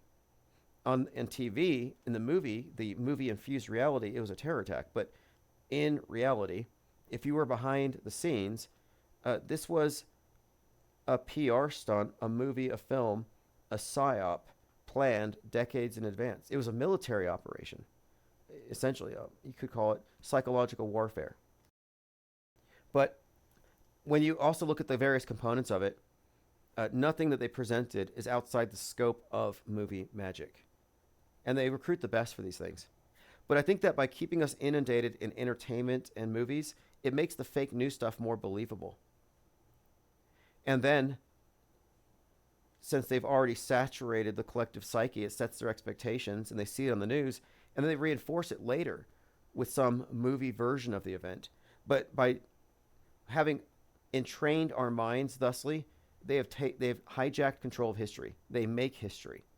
In fact, in that movie Fly Me to the Moon, they even kind of joke at the end. Woody Harrelson is in the movie, and he talks about how, we made history. Catching up on comments, Lean Dion, yes, part of propaganda is repetition and advertising. Advertising is based on the theory that you will make a yes decision after you've been told to buy it 10 or 15 or 20 times. Repetition. How many times have you experienced or seen without even realizing it? We'll say a climate catastrophe where they set the premise through movies and through dystopian visions that things are getting worse, and they provide models to support it. So there's that big picture stuff, but then the smaller things, like the Twin Towers. The Twin Towers were taken down so many times before they were taken down in our minds, and sometimes through reference, through visuals, but it's like a theme. They've injected it into your mind. Alien invasions, we've been prepared for that, but you may not know it until after. We may not, like, for example, the connection I made earlier with Robert De Niro. Robert De Niro gets shot on the head on TV. He's a presidential assassin in another context. And so just having these two roles built into him, and then he associates himself with Trump by challenging Trump outside the courthouse.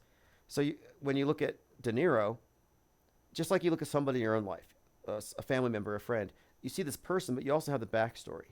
Every other, quote, scene that you experienced with them, the memories you created together. Well, every actor, you've seen them in all these different movies. When you see them on the world stage, you have this human being, but you also have all the associations, your memories with them. I mean, they're on the screen, but they're still there present with you in a sense. So there's a composite, there's an amalgamation.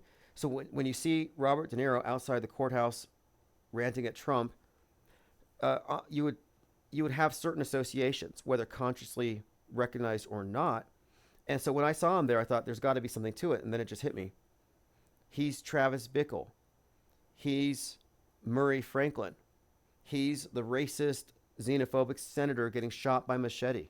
Like, all at once, all these different roles were actually portraying Trump getting shot for ranting against immigrants by some nutcase. And what did we see happen? Exactly that. And it was really to a T. The role from Machete that Robert De Niro played. But what I'm saying here is that what they're doing, this is entrainment. It's all about association, putting things into the realm of possibility. So De Niro has been associated with certain hot-headed characters. And also with the image of the gun to the head. Look at all the movies with the gun to the head. And we were just talking about this the other day with Colt Gray. And the image of him with a dead deer, and he has blood on the right side of his face. And even this had significant connections to the Trump thing. But it's all in the iconography. You'll find many roles. Like the iconic role, let me just pull this up. If you look up Travis Bickle, the iconic image that comes up from Taxi Driver is where he makes his hand gesture, where he's pointing his finger to his head, like he's about to shoot himself in the head. You look up Deer Hunter. Again, Robert De Niro, Russian movie, gun to the head. Then you look up, we'll go Joker, Franklin Murray. And famously, at the end, he's shot in the head on TV by Joker. And again, Joker is based on, in this movie, it's based on Travis Bickle, who's a Robert De Niro character / presidential assassin. And this gets incredibly deep because Travis Bickle inspired John Hinckley to shoot Reagan and James Brady. And of course, we talked about this. Rosie O'Donnell called the Trump assassination attempt hinky. Probably an insider joke.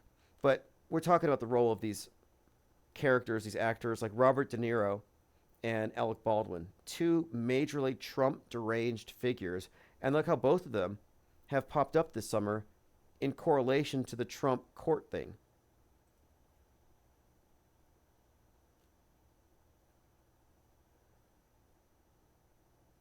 Let's Go quotes me here. When I say something's fake, I have reasons. When you say believe, you have feelings. Yeah, and we have to make that distinction. People in Trutherville are all up in their feelings. Bunch of crisis actors. Or death clingers.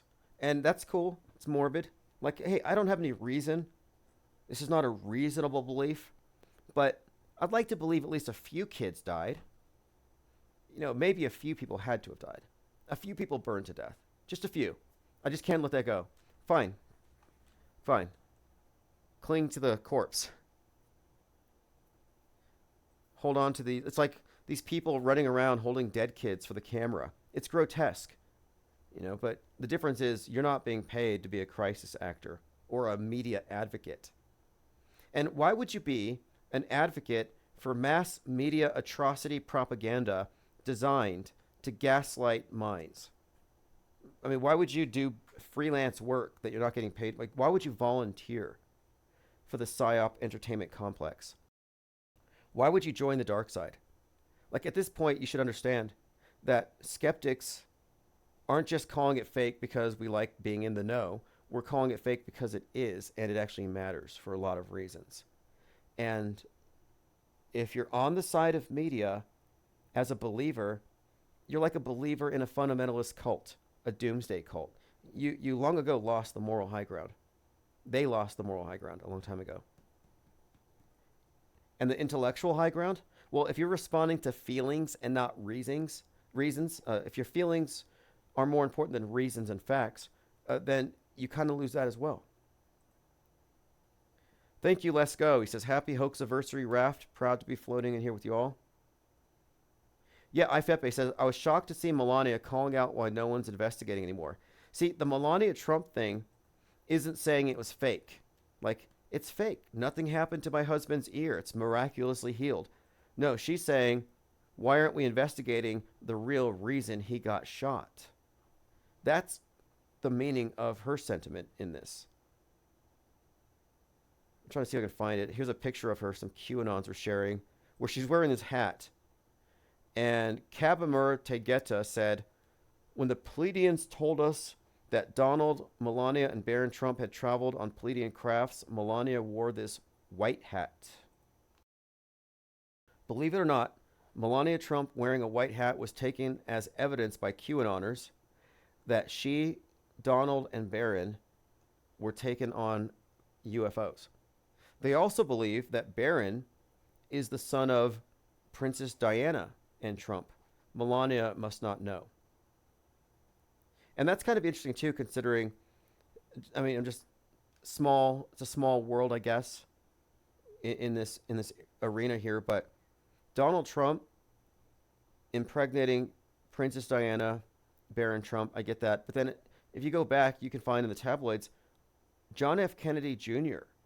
was seeing Princess Diana. And Ghislaine Maxwell had slept with John F. Kennedy Jr. So it's like, wait, JFK Jr., Princess Di, Ghislaine Maxwell, and Trump. It's just very incestuous, you know, at the top of the Illuminati dung heap.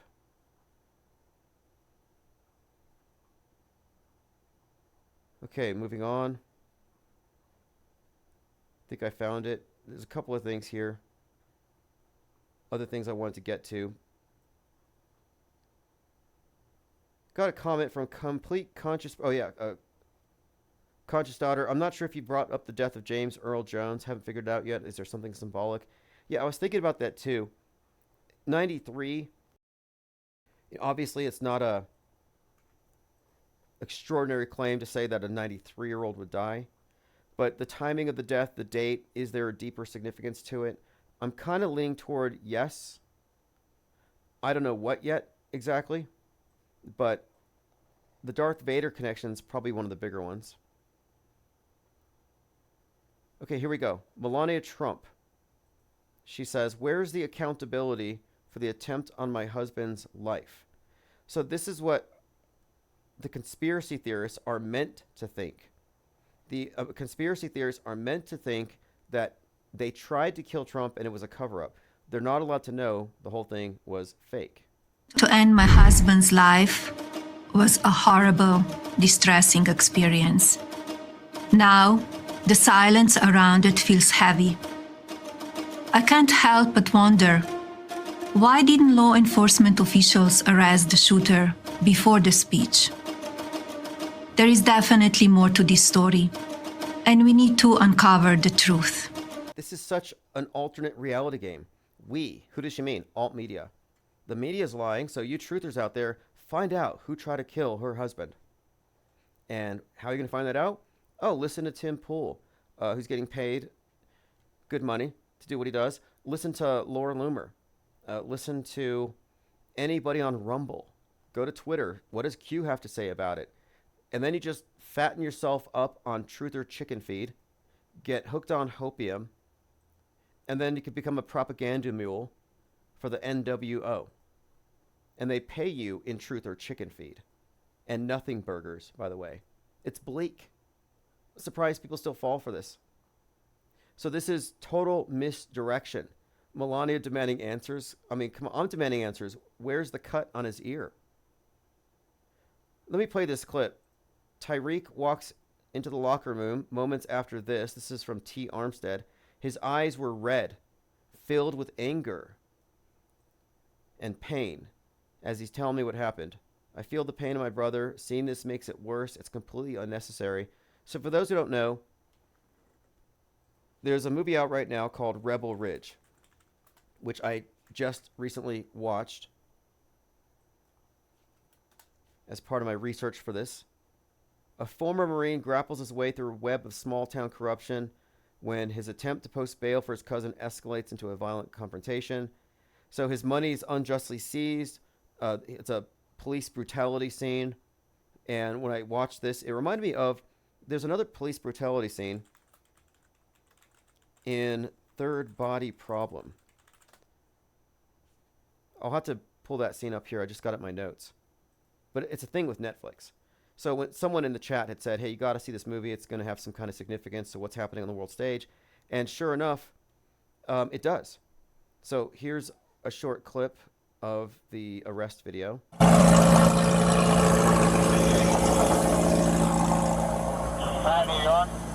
don't you have your seatbelt on? Why don't you have your seatbelt on? Like what? Why do you have it up? So the scene here, Tyreek Hill is in his car, and it escalates within the first 30 seconds where this cop provokes him, I think. But this is very well scripted. Hey, keep your window down. Keep your window down. I'm gonna get you out of the car. As a matter of fact, get out of the car. Give me your ass, bro. Get out of the car. Give me your ass, bro. Break that freaking window. Get out of the car. Get out of the car right now. We're not playing this game. Get out. Get out. Get out. Get out. Get out. Get out. Get out. What part of that don't you understand? Okay, now they slam him down onto the pavement, and they're wearing these are Miami police, motorcycle cops, and they've all got these brown helmets. So they look even more intimidating. They look like the android-looking cops in THX 1138. They, like if you were to put together a uniform for like a New World Order cop, it would look like these guys. And so these aren't regular police. They're from a motorcycle division. And so here's from THX 138, George Lucas's first film. Released on a 311, by the way. But I think it's about thought crimes or so. I'll have to watch it again. But again, here they are being unnecessarily rough with Tyreek Hill. And, you know, crisis actors are, generally nobodies you don't hear about. Here's a celebrity doing something that is likely or that is obviously a psyop. But I think they were able to be rough with him because he's a football player. So it wasn't really tough on him. I'm getting arrested. I'm getting arrested, Drew. I'm getting up, bro. God damn, twin. When we tell you to do something, you do it. You understand? I'm getting up. You understand? Not what you want, but what we tell you. And look at their big old boots. So this is all propaganda. this every screenshot here, the messaging here is pretty clear. I've seen some of the images that go off on the news, and it's designed to be evocative and to create rage. And now here you have other NFL players retweeting this video and expressing their own outrage. And I'm going through the comments, and for the most part, there are people calling for the arrests of these officers. So this outrage is manufactured and it's staged, and it perfectly comports with Rebel Ridge. And Rebel Ridge is about the follow-up revenge, the follow-up retaliation. And after Tyreek describes his shell shock, he says it's time for change. So I'm thinking, okay, again, change is a loaded word. So we're looking at BLM. There's something else. So I don't know what's going on with that yet, but it's just now kind of percolating. Mango Penguin says, mind control is a serious topic. I could barely fathom the lawsuits being submitted once this true realization hits the fan. Here's what's going to happen, in my opinion. Under our direction, because if we don't do it, it won't get done. I'm convinced of this. We will organize the largest aggregate of media skeptics that we can, not by waking people up or converting them, but simply by sending a strong enough signal to those who've already figured it out. And there's enough in this body of media skeptics, auto-hoaxers, fakeologists, that we could constitute a great apostasy from the MSM church, creating an effective third branch of media, going from controlled mainstream and alt to the parallel media. And the parallel media is only accessible to those who include in their assessment of media the existence of psychological warfare as the standard operating procedure and the entrainment of entertainment with future news for the purposes of news bending. Anybody not on the same page as that just won't get it. But I guarantee that as the numbers grow, as the parallel media fills out, more will start to look and pay attention. Because a lot of people, late adopters, wait till they see where the numbers are going. We are early adopters in this branching off, this schism, this quarantine. But I say parallel media for a reason. We are not we're not anti-CNN. I say that I'm anti-anti, but I'm also anti-pro. And that's what I mean when I say I'm not in the info war. This is off-world stage. You have to be against the reflexive anti, because as we've been describing all day, it's controlled. Alt mind control. Like, oh, I don't fall for that mainstream mind control. I do the alt mind control. Way harder stuff. Yeah, I'm sure it is. And if placebo effects or anything, if psychosomatic illnesses are a thing or effects, it's very unhealthy.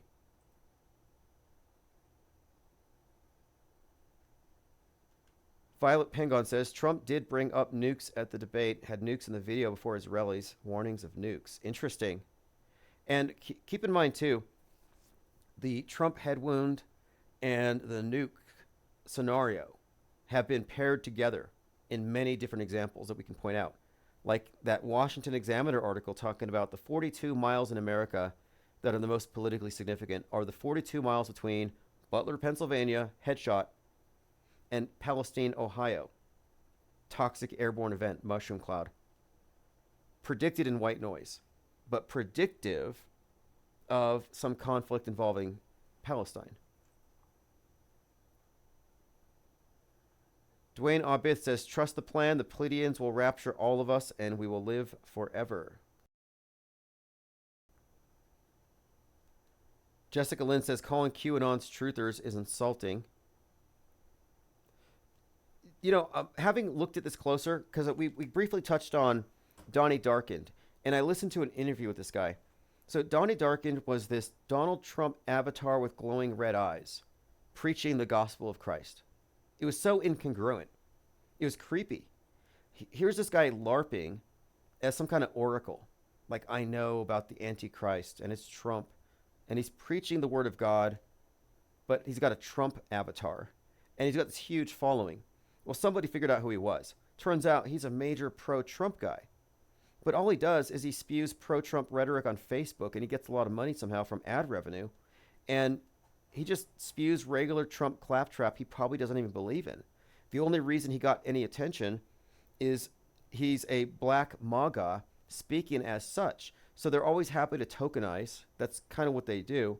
And he rose to MAGA fame with one identity.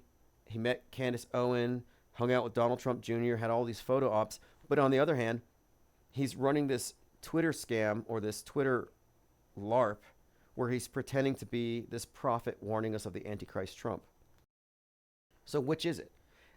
But he had huge engagement. I mean, the engagement was incredible. And then he gets on to Tim Pool. So just think about that.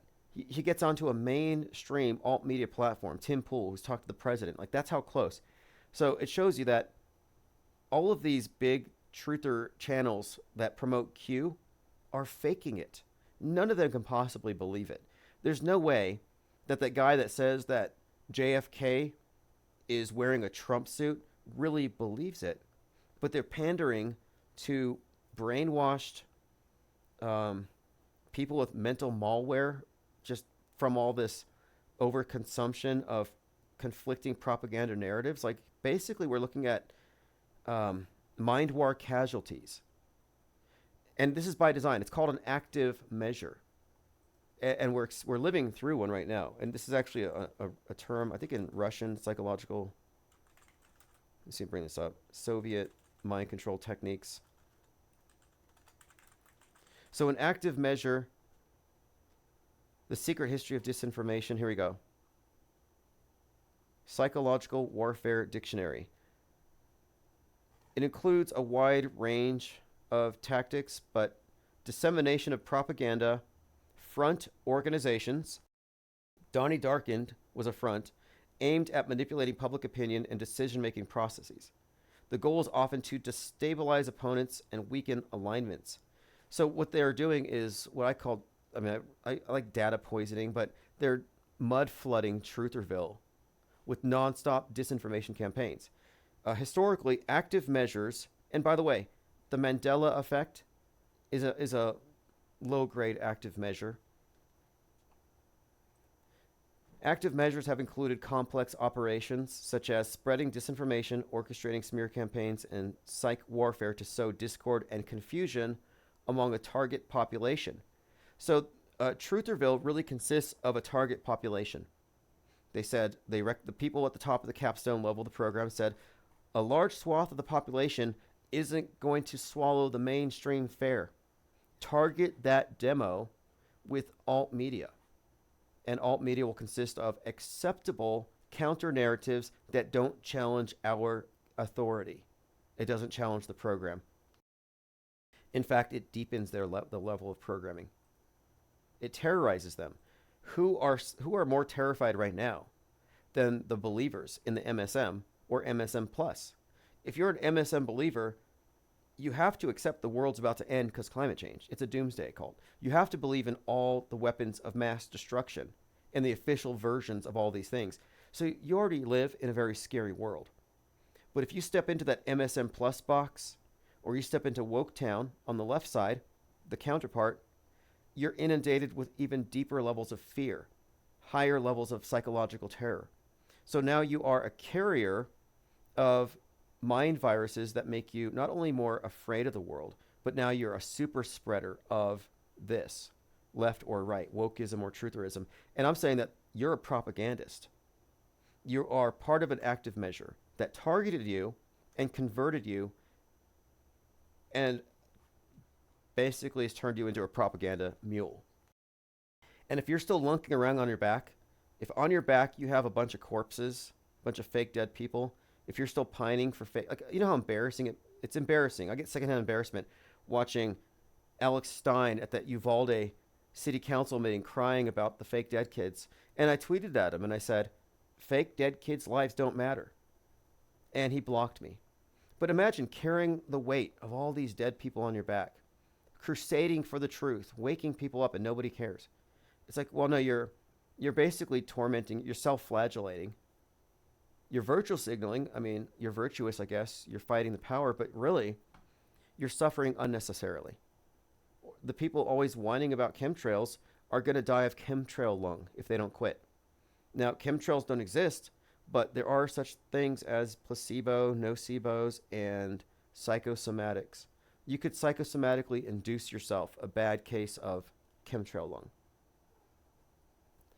So I got into this conversation with a guy on Twitter named Snide, and he said he believes that there are people in Ohio from Haiti that are eating cats.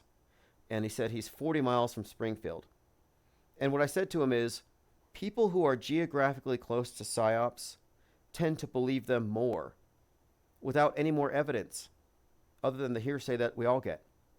So we all get the same hearsay or see-say. You see it on TV. But it's fake until proven real with facts. So what I said to him is, you must learn to disbelieve by default, or you will be driven mad with the masses in the coming years. And his response was, go to Facebook, Mr. Everything is Fake. Watch the videos. Jesus, people, it's not that freaking hard to verify something rather than running your mouth and muddying the waters. So Snide tells me that I can just find the evidence on Facebook. And I looked. There are videos where it's 30 minutes of people talking, but no evidence. Anyway, I just called him, well, show your evidence, Mr. I saw it on Facebook. I saw it on Facebook isn't evidence.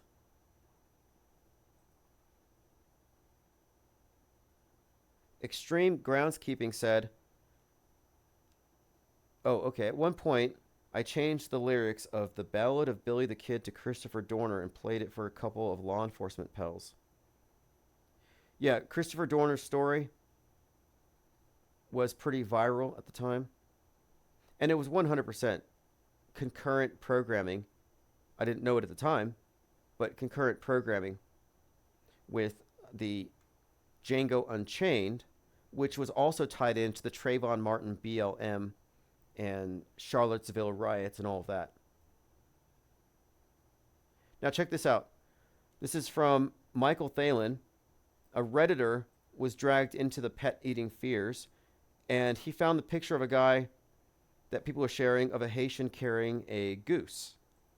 And this picture was shared by Laura Loomer. And she's like, this guy's carrying a goose like it's a bag of Chick-fil-A. And I'm like, you eat dog food.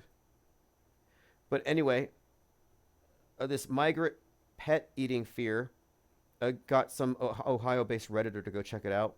So he looked into it, and apparently the story, long and short of it, is I spoke to the individual who took the photo, cited as proof that Haitian immigrants are eating cats, ducks, and geese in Springfield.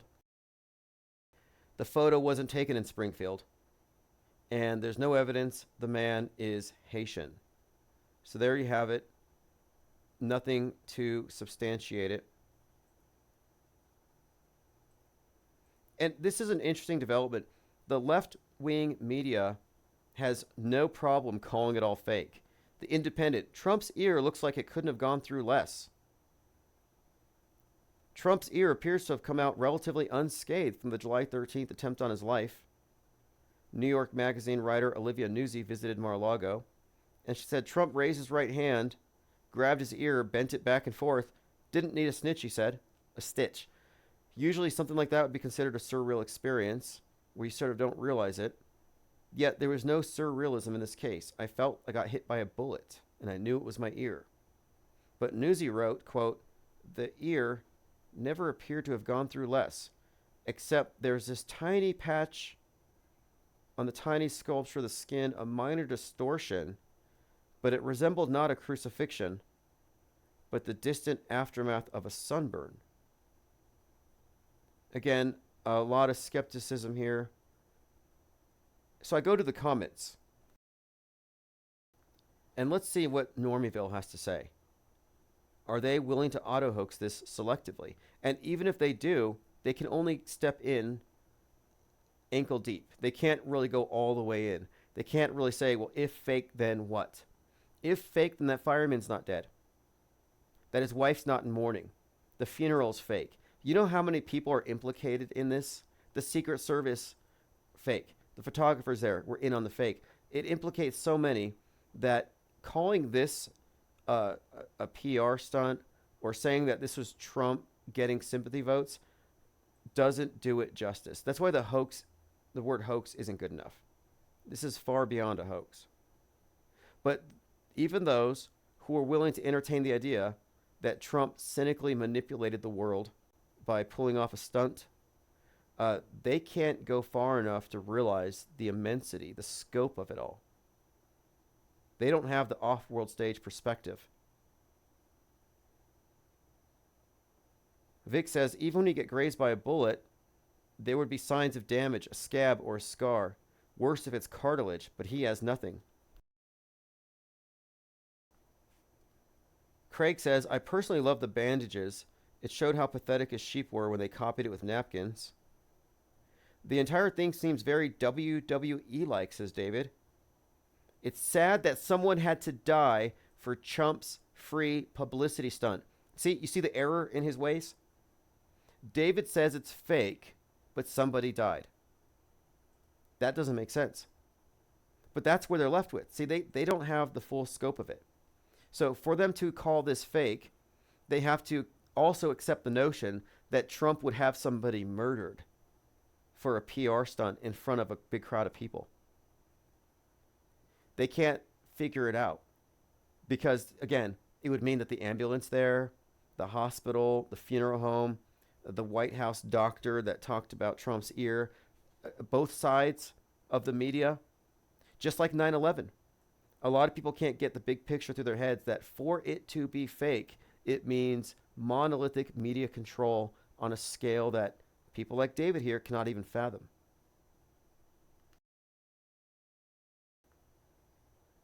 So does this mean he paid attention in acting class, said Tim. Well, keep in mind, too, he had a award-winning reality television show for a long time. Ralph W. said, I was initially skeptical, but I'm coming around to the belief that the shooting was staged. Now, that's ironic and funny. I was initially skeptical, but I'm coming around to the belief that the shooting was staged. No, you were anti-skeptical because you believed it was real. You became skeptical when you considered the evidence first and decided that you had a premature conclusion. So mainstream media is anti-skeptical from its very premise. So saying I'm skeptical is just kind of funny.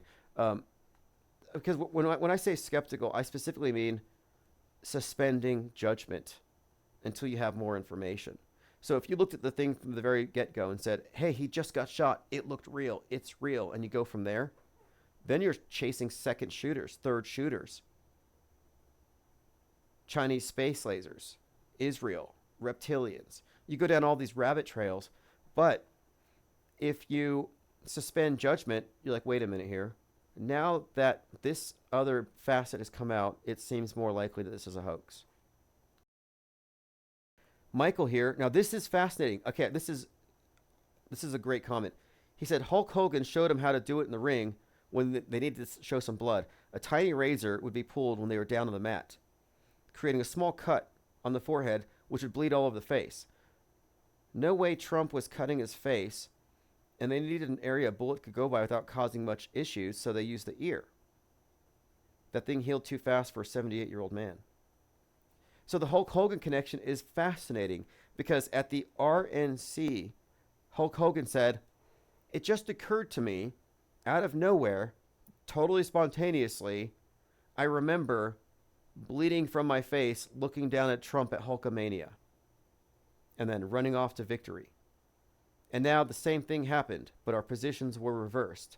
And then Trump blows a kiss, and it's because it was literally reversed.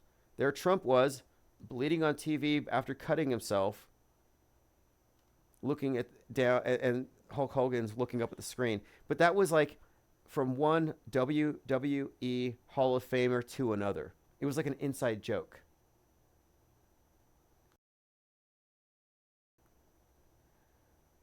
It was all staged, says Vic. Okay, there are so many comments here. I'm just bringing it up here. The big bandage for what? I think he had something in his hand to cut his ear. But look at these comments. These comments here are just so wrong, just so mistaken. Steven says, sadly, the whole thing backfired and an innocent person paid the price. So they cannot separate, and a lot of truthers can't either.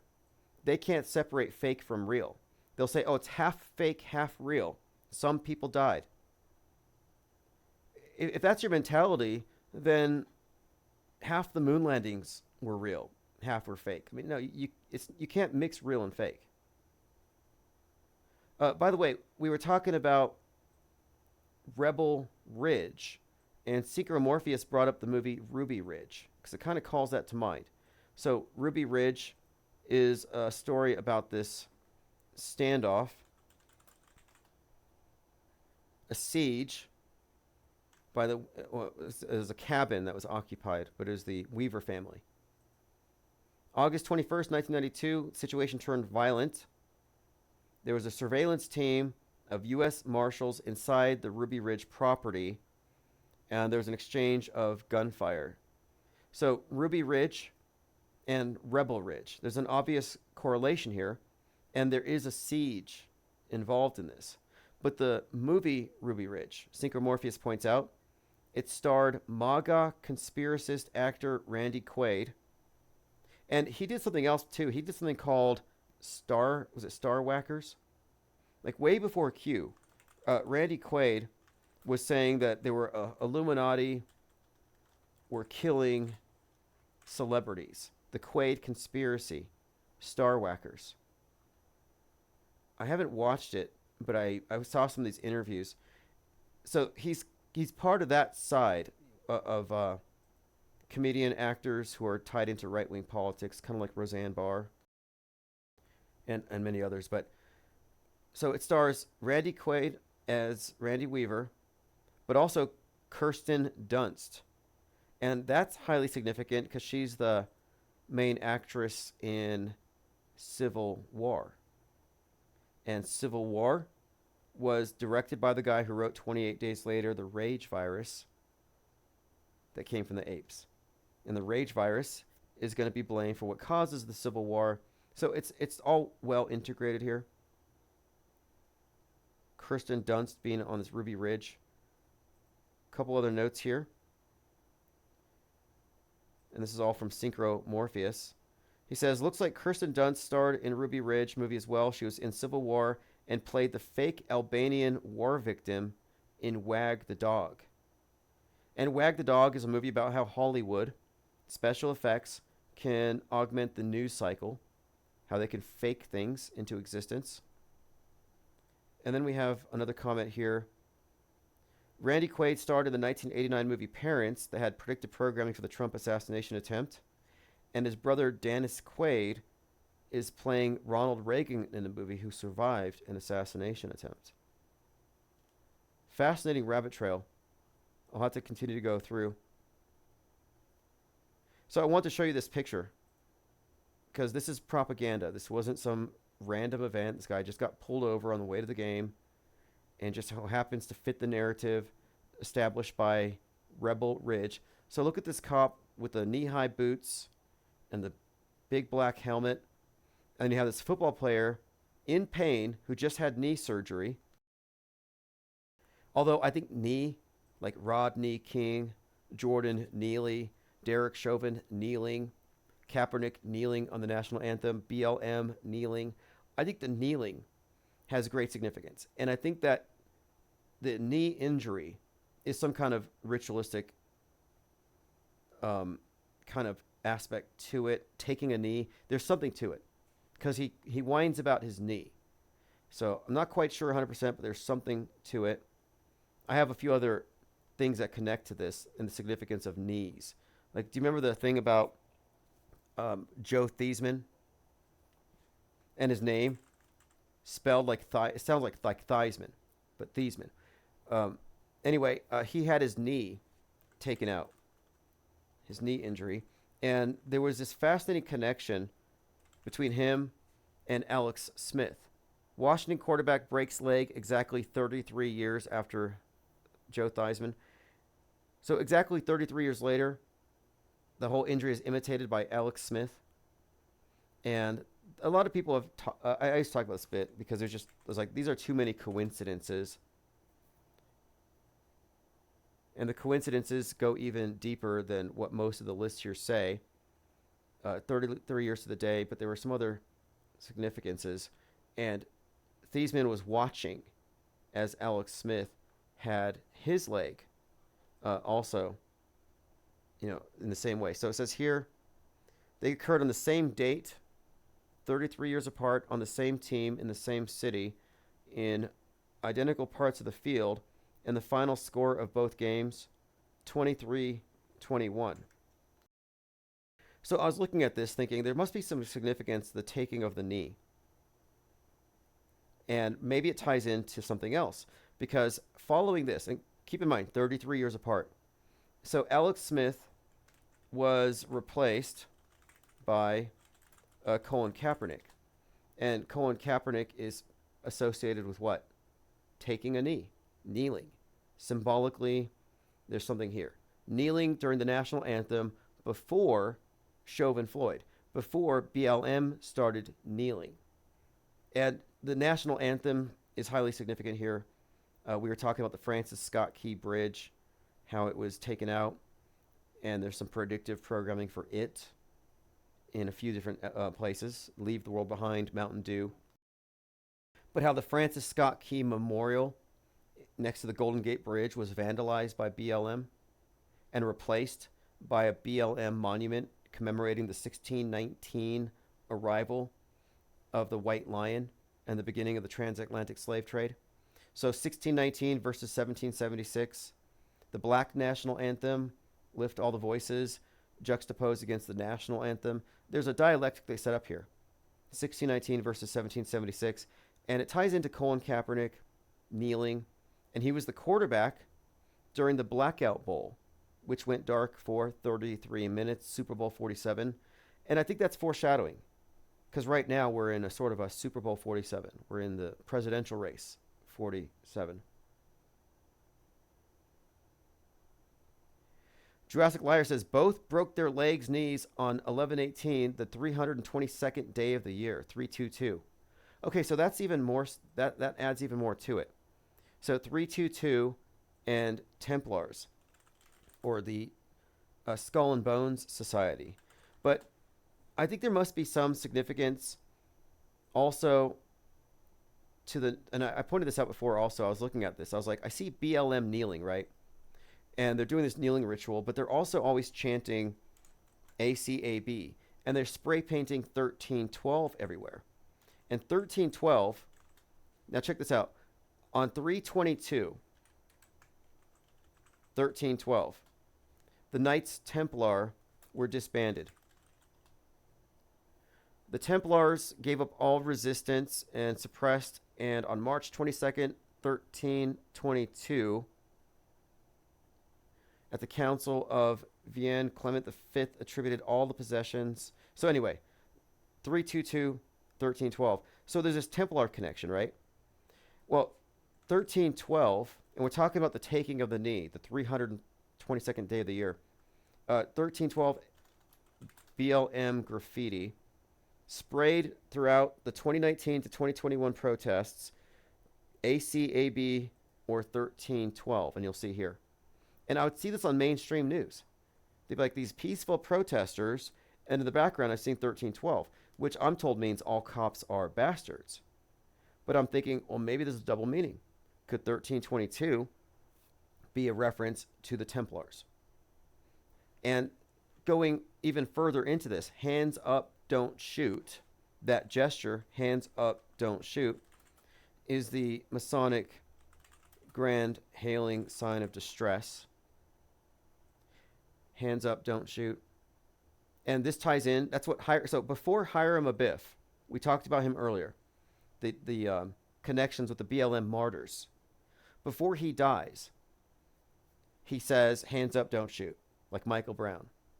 No, he says, is there no help for the widow's son? But the gesture is the gesture he makes before he's killed. So the connection here, of course, is the hands up, don't shoot, to me, early on was telling me that this entire protest movement is part of this dialectic, the Masonic tiles, black versus white. It's part of the mind control, but the secret societies are puppeteering the marchers, the protesters, the revolution.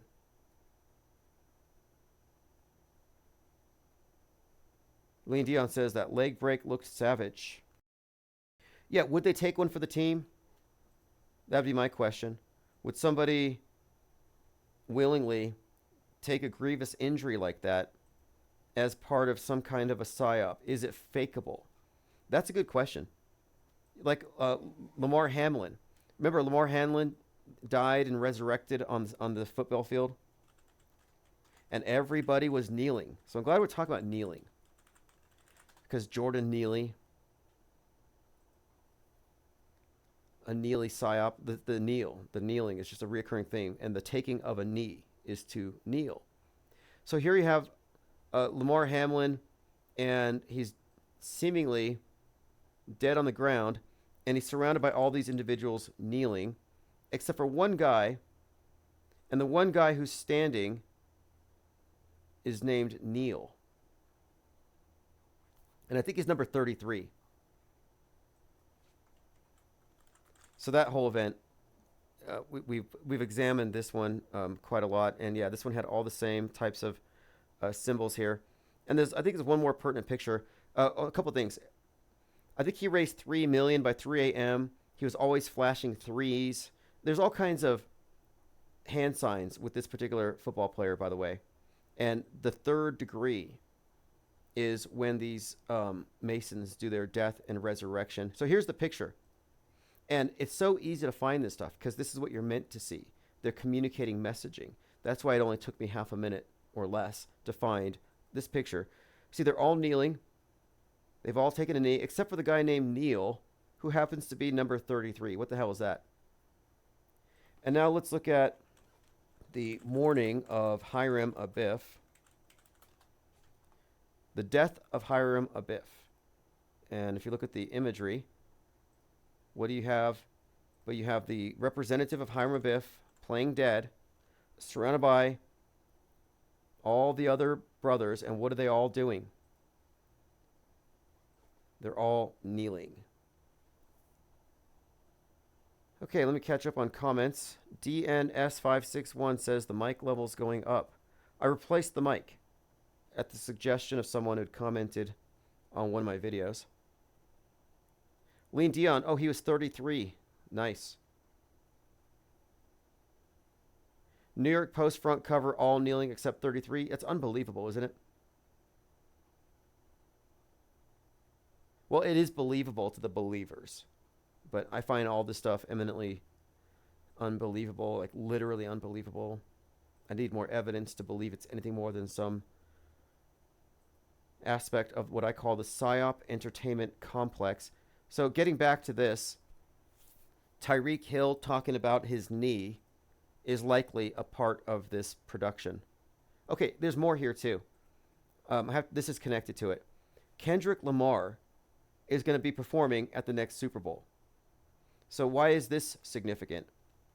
At the same time that Lamar Hamlin was having his heart attack on the field, Kendrick Lamar had received an award for performing Heart Part 5. And in the live performance of this, he's dressed up in white, and he has a crown of thorns, and he's getting smeared in blood. So you have the black Christ symbol, the black martyr, which ties into all these BLM deaths, which is what we're talking about. We're talking about this martyr symbolism. So here he is saying something about women's rights.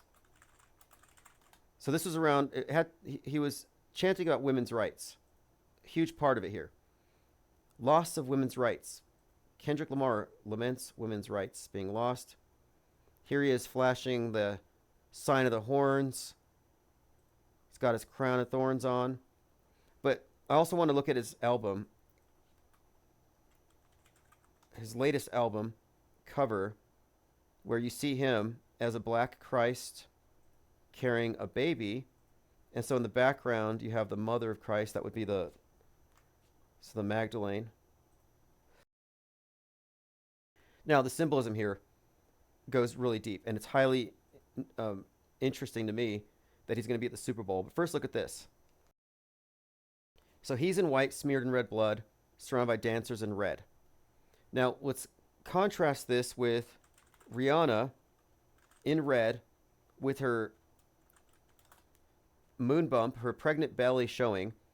And if you recall, she comes down from the stage, and there's lights in the background like stars, and then she's surrounded by male dancers in white. So red, female, male, white. I mentioned Rosicrucianism, Rose Cross, and the significance of the name Rose. So the Rose Cross, goddess, god, the wine and the bread in the Rosicrucian, Thelemic, the Templar rites, or in witchcraft, it's just symbolic of god, goddess, wine, bread. But interestingly, mix the two, and what do you get? Pink. And this is where the Barbie symbolism comes into the picture. The reason for the pink, or the Templar cross. The Templar cross, we just mentioned Templars, is a white background with a red cross. So this is all tying in to the same story here. But getting back to this, what I'm pointing out is the symbolism here is the merging the god and goddess. This is the great rite. But now let's look at the following Super Bowl halftime. It was Usher. Now Usher's performing in a white suit, but he's got a phoenix on it. And a phoenix is a symbol of Christ. In fact, if you look up Christ and phoenix, you'll find that that's an old symbol of Christ. Early Christian writers construed the phoenix as a symbol of the resurrection, but Christ himself. So here's Usher with a phoenix on his white suit, and he's dancing with Alicia Keys, who performed the role of the Scarlet Witch, the Babylon, the Magdalene, or Babylon and the Beast. Babylon and the Beast is the newest iteration. This is why you have Barbieheimer. It's a reference to the Beast, the Destroyer, the Nuke, or Godzilla, metaphor for the nuke that came out at the same time, and Babylon, Barbie. But so Kendrick Lamar performing at the next Super Bowl is further connected to this sequence of super mystery Babylon halftime show rituals. There's more to it. The song Heart, Part 5. The heart is the chalice. The chalice is the goddess. This is all symbolism. And so Lamar and his heart, remember Lamar Hamlin and his resurrection. It's all about the resurrection of Osiris or Hiram Abiff. But there are all kinds of ridiculous uses of the numbers, the 33, member of the Big 30. There's just too much about it to go into right here. We've talked about this. It is undeniable. What we're looking at here is partly Masonic theater. Culturally, that's where it comes from, their lore. Old Testament, New Testament, science fiction, Freemasonic lore, astrotheology. Here we have Alamak and Syrah, the stars in the constellation Andromeda, read backwards, Kamala Harris. Catching up on comments. Jurassic Liar says, Damar Hamlin initials. I said Lamar, excuse me, it's Damar Hamlin. DH connects to the resurrection after the head wound on 8/4. Okay, thanks for that correction. And DH, Damar Hamlin, and we're talking about resurrection here. Like they cloned Tyrone. I was talking about the resurrection. We're talking about the Martyr story. And I mentioned Travis Bickle as the inspiration for that John Hinckley assassination attempt on Reagan. But Brady was shot, James Brady, who died 33 years later on 8/4, head wound. So again, 33, head wound, 8/4. Catching up on your comments.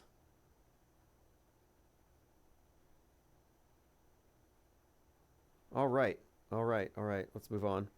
We talked about William Luther Pierce, born on 9/11/1933, wrote the Turner Diaries, which I connect to Turning Point USA. And it is all connected. Remember when Alex Jones went on Piers Morgan and he said 1776 will commence again if you try to take the guns? That's the turning point, when they take the guns. But that was a response to the DHS appropriating 1.6 billion rounds of hollow point ammunition, which Jones said was to be taken, was a threat to the Patriots, that they were going to shoot the Patriots. But look, 1.6 billion rounds. He was activated at Waco over 1.6 million rounds being confiscated. And then he shows up on January 6th when 1776 is commencing again. Like, this is a world stage actor. I have some good news here, kind of brief. Hunter Biden suing Garrett Ziegler affects us because behind Garrett Ziegler is a computer hacker who has yet to be identified by the mainstream media. And I am suing this computer hacker right now in a Superior Court of California. I'm suing him and Google. Google is fighting right now to be dismissed from the case. They don't think they should be on there because they didn't do it.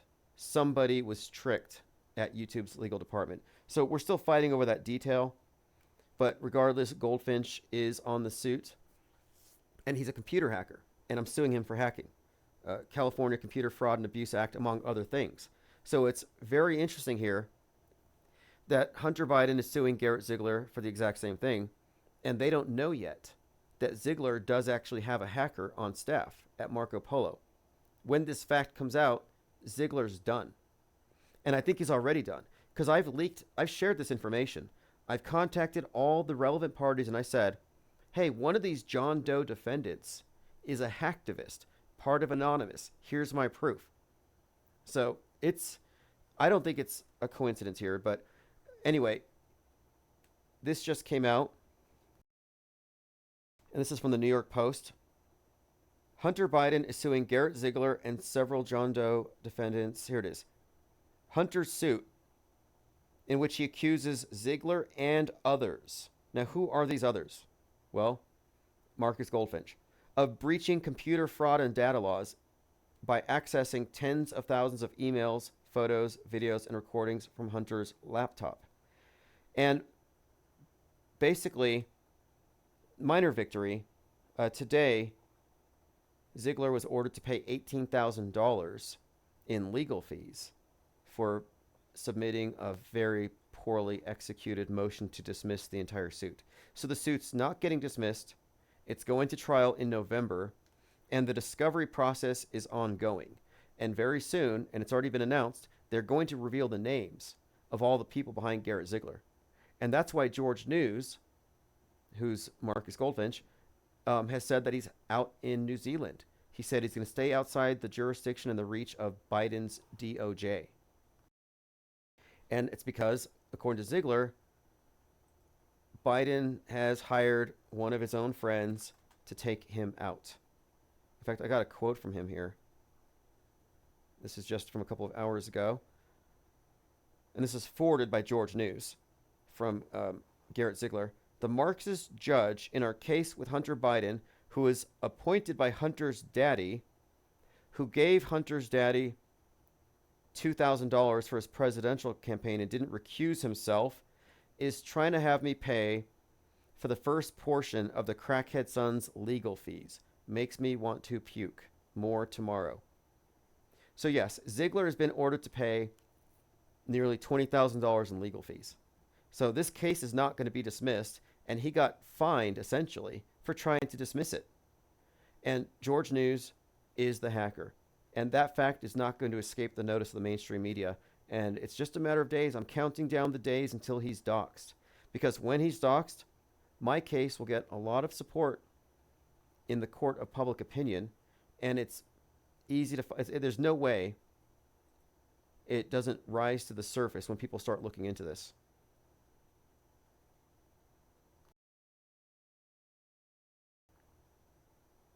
Okay, I'm catching up on comments. I have some time here. We can open up the phones if anyone has anything. All right, so we talked about Kendrick Lamar headlining the next Super Bowl in New Orleans. So again, highly significant. The Black Christ symbolism is what's important here.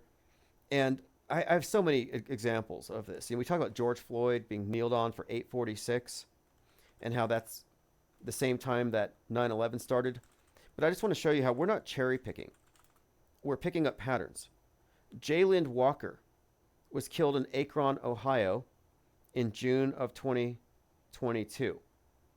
The officers fired 94 times at him. And what they found out was this. Walker was shot by the 8 police 46 times. So 846. And after his death, there were these protests. And the Patriot Front showed up to protest against the protesters. And there's one shot that made the mainstream news that day that was totally staged. So the Patriot Front goes out there to Ohio, and they confront these people who are protesting, and they end up accosting a man and holding him up. And I'll see if I can find it here, because it looked like Roman soldiers crucifying a black Christ, but it was Patriot Front with masks and shields, and they were holding a protester and holding his arms out, and he had this agonized look, and it looked like an intentional creation of a black Christ crucifixion scene. But again, 8 cops, 46 shots. It's all code. That's what I'm saying. All of it's code. Yeah, here it is. White supremacist group marches through downtown. I'll have to do an entire video just going through all the different examples of this particular type of image. But look at this one. The cop with the helmet condescendingly placing his hand on the shoulder of the football player. And I think these cops are being fired. Let me go ahead and do a search for Tyreek Hill right now and see what the latest headlines are, because it's a developing story. Dolphin Tyreek Hill doubles down on demand for the officers to be fired. They want Miami officer gone. Tyreek says he could have handled it better, but police officer who pulled over Tyreek Hill had Bill's Mafia as his LinkedIn page. So that's a rebel. Now let me see if this is fact checked. Not true. Interesting though, because the whole idea of Rebel Ridge is that there's some kind of mafia operating within the police department. Okay, so again, Tyreek Hill detainment highlights escalation of policing in America. Now, again, Rebel Ridge ending, police chase. Here we go. Takes on the world of police corruption. It exposes the lesser-known real-life injustices. This story is not over yet, so we'll continue to follow this thing. But Miami Dolphins football player getting pulled over is more than just a random event, but it's some kind of tie-in to this broader BLM martyr cult.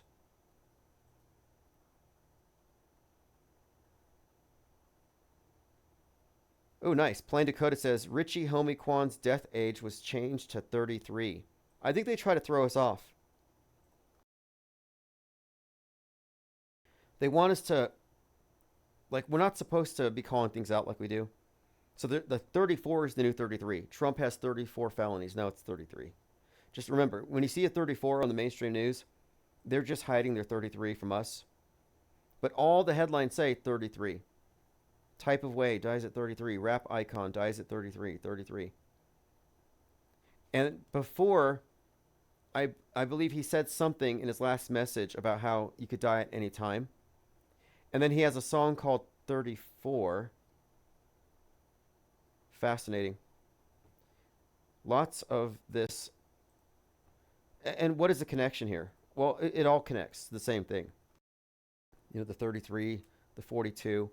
I mean, I understand the obsession some people have with gematria and calculators, because you are indeed deciphering.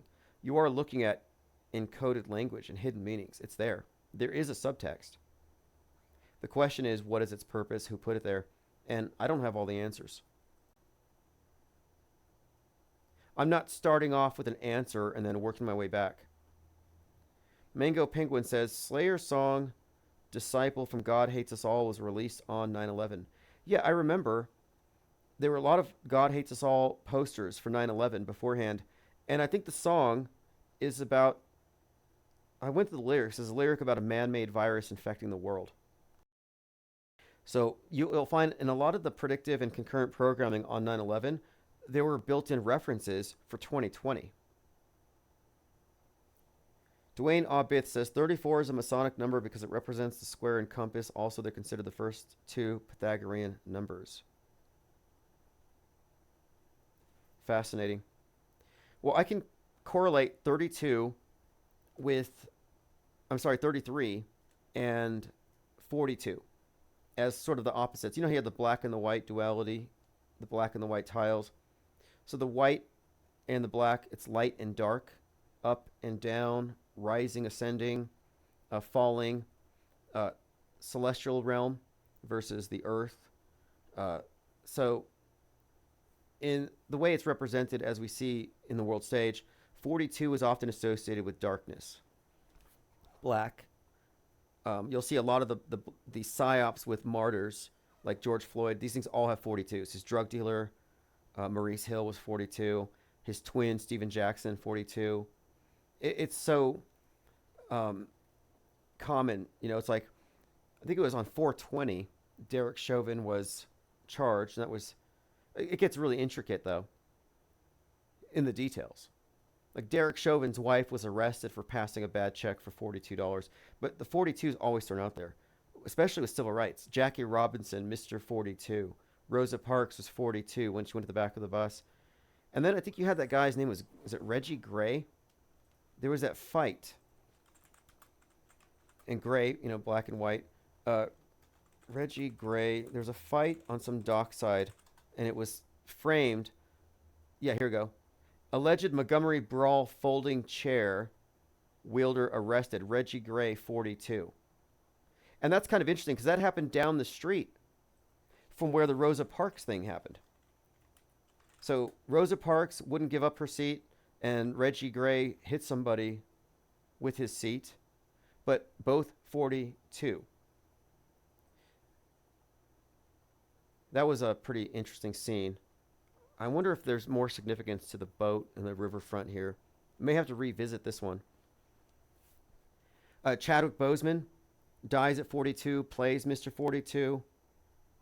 MLB has they have Jackie Robinson week. They're all wearing 42s. And then the movie version of Jackie Robinson dies at 42. Meanwhile, the National Basketball Association, NBA, has 42s because they're celebrating Mamba Week. They're celebrating the posthumous birthday of Kobe Bryant, who would have been 42. 2020 was awash with 42s, and it's all attached to BLM, to civil rights, and to the black versus white psyops. Whereas 33, in many of these events, also has its appearances, and it always pertains to resurrection, ascension. But it's by use and context. That's how I find their meanings. Mango Penguin said, I heard there's a rap band called Coup. Yeah, okay. Now, I'm glad you brought up Coup. So this is one of the more famous examples of 9/11 predictive programming. I think it's called Party Music. And it has these two individuals remotely detonating the Twin Towers. So Party Music comes out on 9/11.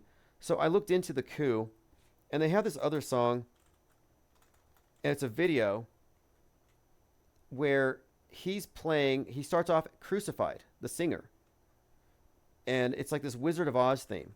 And he's the straw man.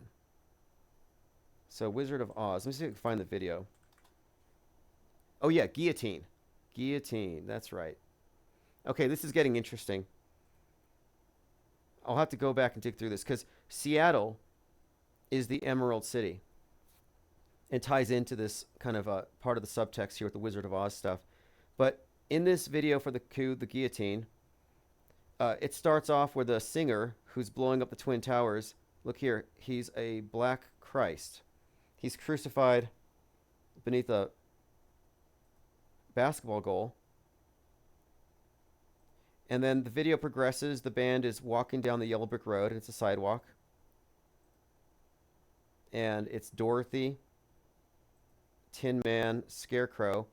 And they go to the Wizard of Oz, who looks like the Monopoly Man, and they put him in a guillotine. And they chop his head off. So it's kind of this coup, you know? A communist revolution, a takeover, destroying the symbol of money. He's got a top hat. But, so, yeah, guillotine by the coup. Interesting symbolism. There's probably a lot in here that I'm missing. In fact, there's more we can connect to it. Fascinatingly, didn't the father of Nipsey Hussle, who died at 33, didn't his father play the Tin Man in Return to Oz? Yeah, Nipsey Russell. His father, Nipsey Hussle's father, was the Tin Man in The Wiz. So that's kind of interesting. Because, of course, this video we're talking about has the Wizard of Oz, and it's like an all-black cast. So that's kind of a tie-in. But, again, Wizard of Oz, Seattle, chopping the head off. There's something to it. The chopping of the head off, too. French Revolution vibes. And, by the way, I'm watching Napoleon with Joaquin Phoenix, and it opens up with a decapitation of Marie Antoinette. And the Paris Olympics start off with a Marie Antoinette decapitated. And she's holding her own head at the Olympics, and she's next to the band Gojira, who are playing a French Revolution song. So here's Marie Antoinette holding her own head. And of course, Gojira is Godzilla, which is the nuke, which was referenced in the destroyed Statue of Liberty image, which is right out of Planet of the Apes. Talking post-nuke apocalypse. But here she is holding her severed head at the introduction of what some people call satanic. The word satanic doesn't do it justice. It's far more nuanced. But again, getting back, the decapitation, revolution, the coup, the guillotine, predictive programming. And you would expect, if their work is featured in predictive programming for one event, it's likely significant in other events. Okay, let's go to the comments. IFEPE said they didn't have radio-friendly tracks, but their stuff was deep. Lean Dion says the Coup album cover is literally a towers falling. It was before 9/11. Okay, so that was predictive programming rather than concurrent. So the Coup party music was predictive programming. Slayer, God Hates Us All, would have been concurrent programming because it was released on that day. Although the posters, if there were any posters or promotional materials, it would have been predictive.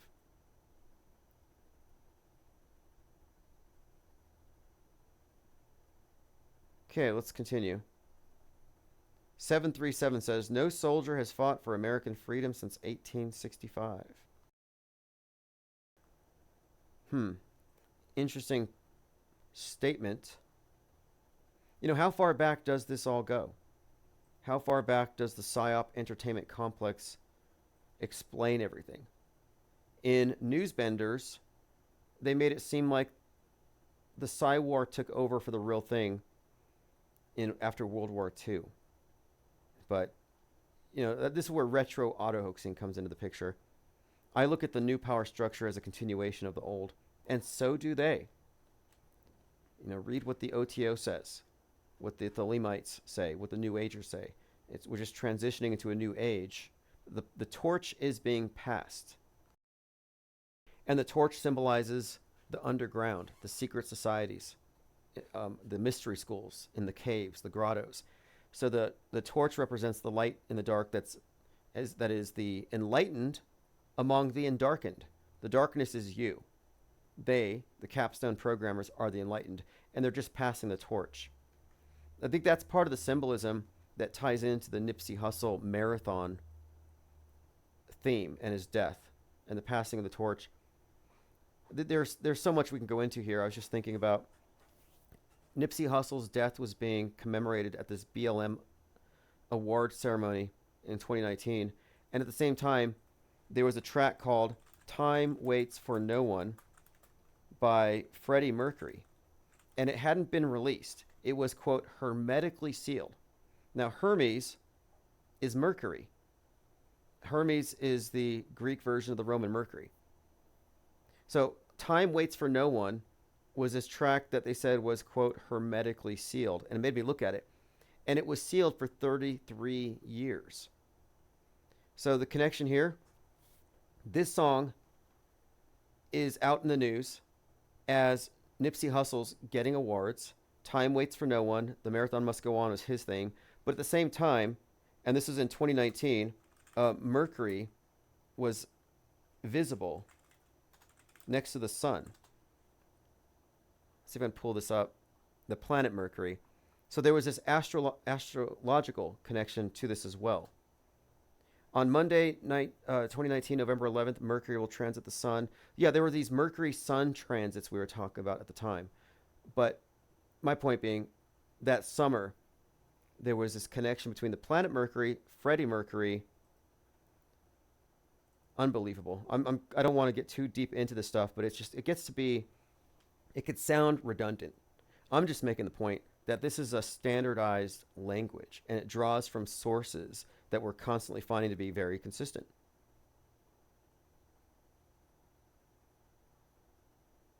IFEP 873 says 200 years if you believe we are in the little season. Well, I think we can make the case that the centralization has increased, that the moon landing dragged mankind. Well, let's start with the atom bomb. The atom bomb reset the world stage, the atomic age. That means as of that day, when this thing became a real threat, now the world is in a doomsday scenario. The end of the world is possible. And every world leader now has godlike powers. So it fundamentally alters the worldview of everybody. So there's this new threat. And that's one of the things that constantly maintains our synchronization, is they do these psyops that affect us all ubiquitously. That's why climate change is like a global belief. The weapons of mass destruction, the moon landing. The moon landing took mankind to the moon.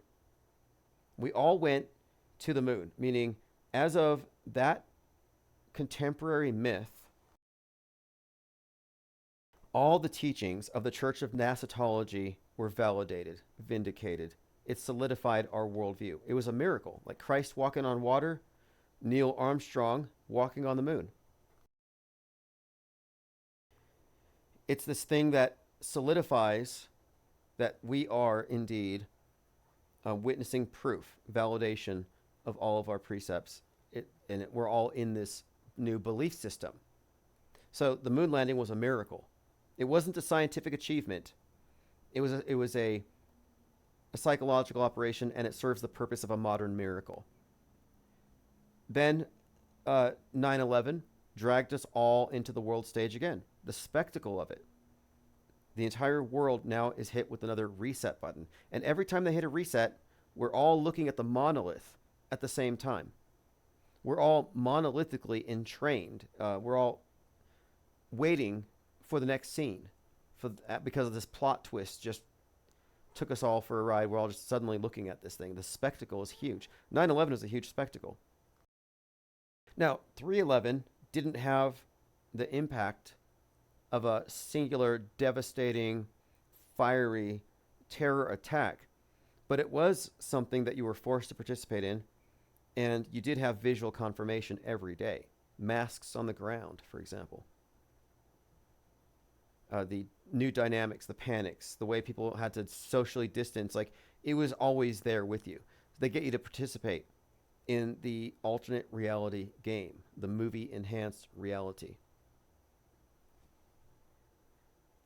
But they've enhanced that power with modern media. Before that, I think that you had people grouped into different worldviews according to religions.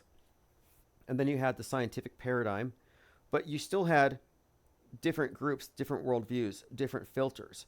And the concept of the one world order is that everybody would be synchronized in one religion, one government.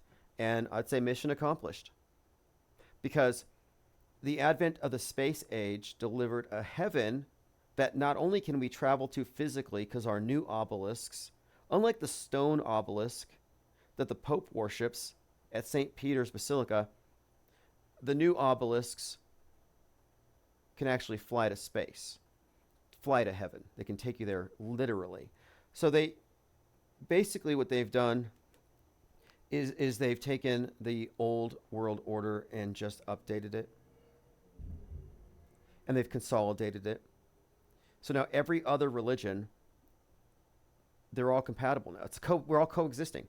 You can be a Catholic, a Christian, a Jew, Muslim, a Scientologist, an atheist, and you all accept space. You all accept Gaia, the God construct. You all accept the new constructs that have replaced the old ones, but under a new name.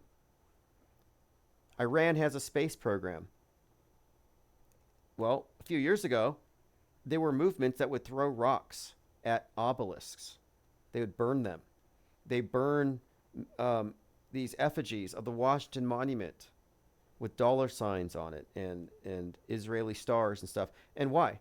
Because they saw the obelisk as a symbol of Baal, of the earth god, of paganism. And yet now they have their rockets. They have their burning obelisks. They're part of the space program. So even though they may have opposed it in its previous form, through the magic of religious syncretism and the combination of science fiction with these older belief systems, this older worldview, they've managed to get everybody under the same. We're all under this. There is a one world view. And I think the blue marble is key here. When they showed you the Earth as a globe floating in space, everybody was on the same sheet. That's the biggest view. That's the God construct. That's God's eyes view. Esteban says, did you take Dr. Graves' How to Win in Court class? No. I don't have any formal legal training, but I have a lot of trial and error. And what I mostly did is I just referenced previous cases. But I have to admit, this last one, ChatGPT. I use ChatGPT for a lot of my legal work. And it probably saved me a lot of time. But what one thing I had to do is I had to dispense with taking advice from people, especially common sense advice. Like, no, you can't sue Google in small claims in your town, because when you sign up, you agree you will only sue them when they are. And I'm like, well, I'm going to challenge that because I want to bring their lawyers here so I can get them on record as having acknowledged the evidence of this crime. So I had a case dismissed, but I had them on the phone and their attorneys called me, and I managed to get my enemy at the time, well, at the time he went by MGTV, I had his channels pulled and mine were reinstated. But that first one was just taking me a step further. And then I learned more about the process and I moved on, and I did my damage complaint for the cyber squatting, which I'm ready to serve. But I had also had to figure out, how do you sue somebody if you don't know their name? So I learned how to do the whole John Doe thing. But ultimately, I had to wait. I had to find out his name, and I had to get some more details before the court could take it seriously. And this last one, so here I am suing Google and Goldfinch, but I didn't have him served yet. And so I was dangerously close to having the whole thing dismissed.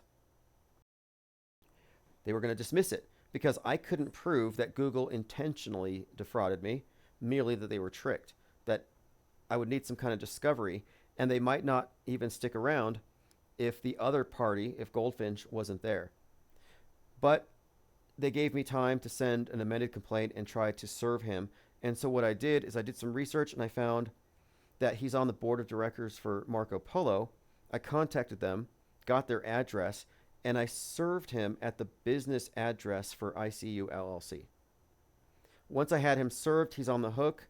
then the thing moved forward and they scheduled a pretrial date. And at the point we're at now, Google is saying, we want out.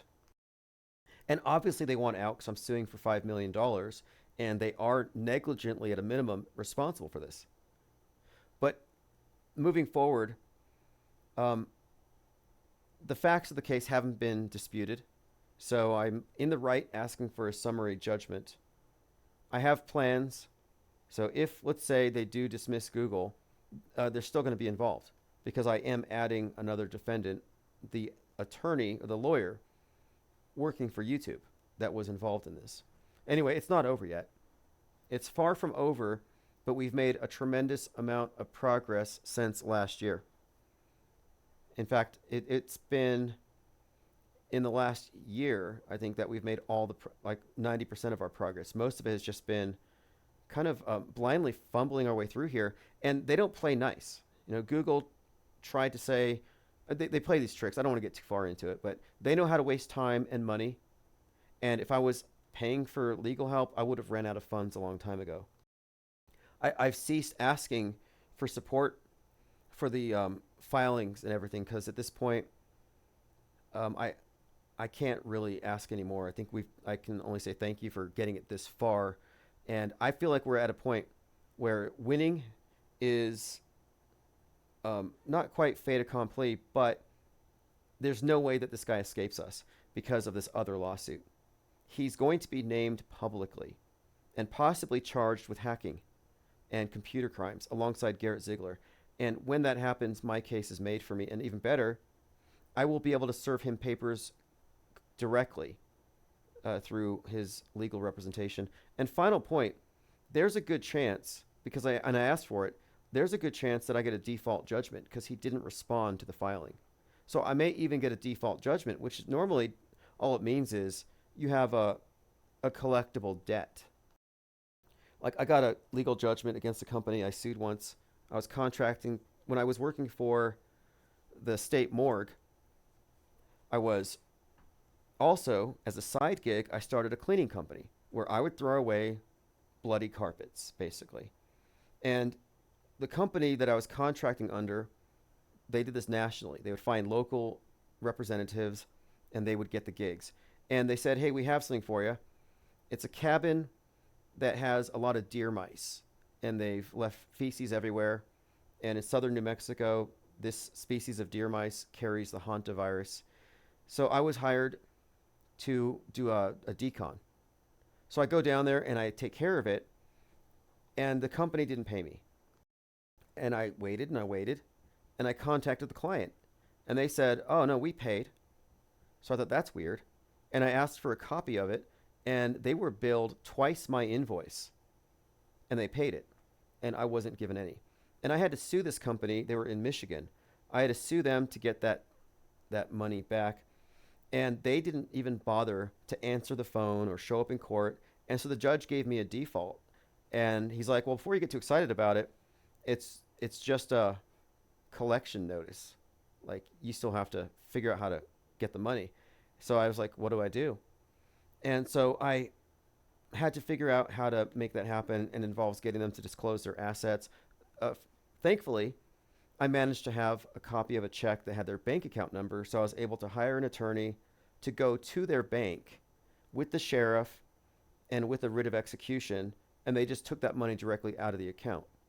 And that's what I'm going to do to Goldfinch. The instant he is doxxed, I'm going to submit the paperwork, get a writ of execution, and I'm just going to seize the assets, whatever I am awarded.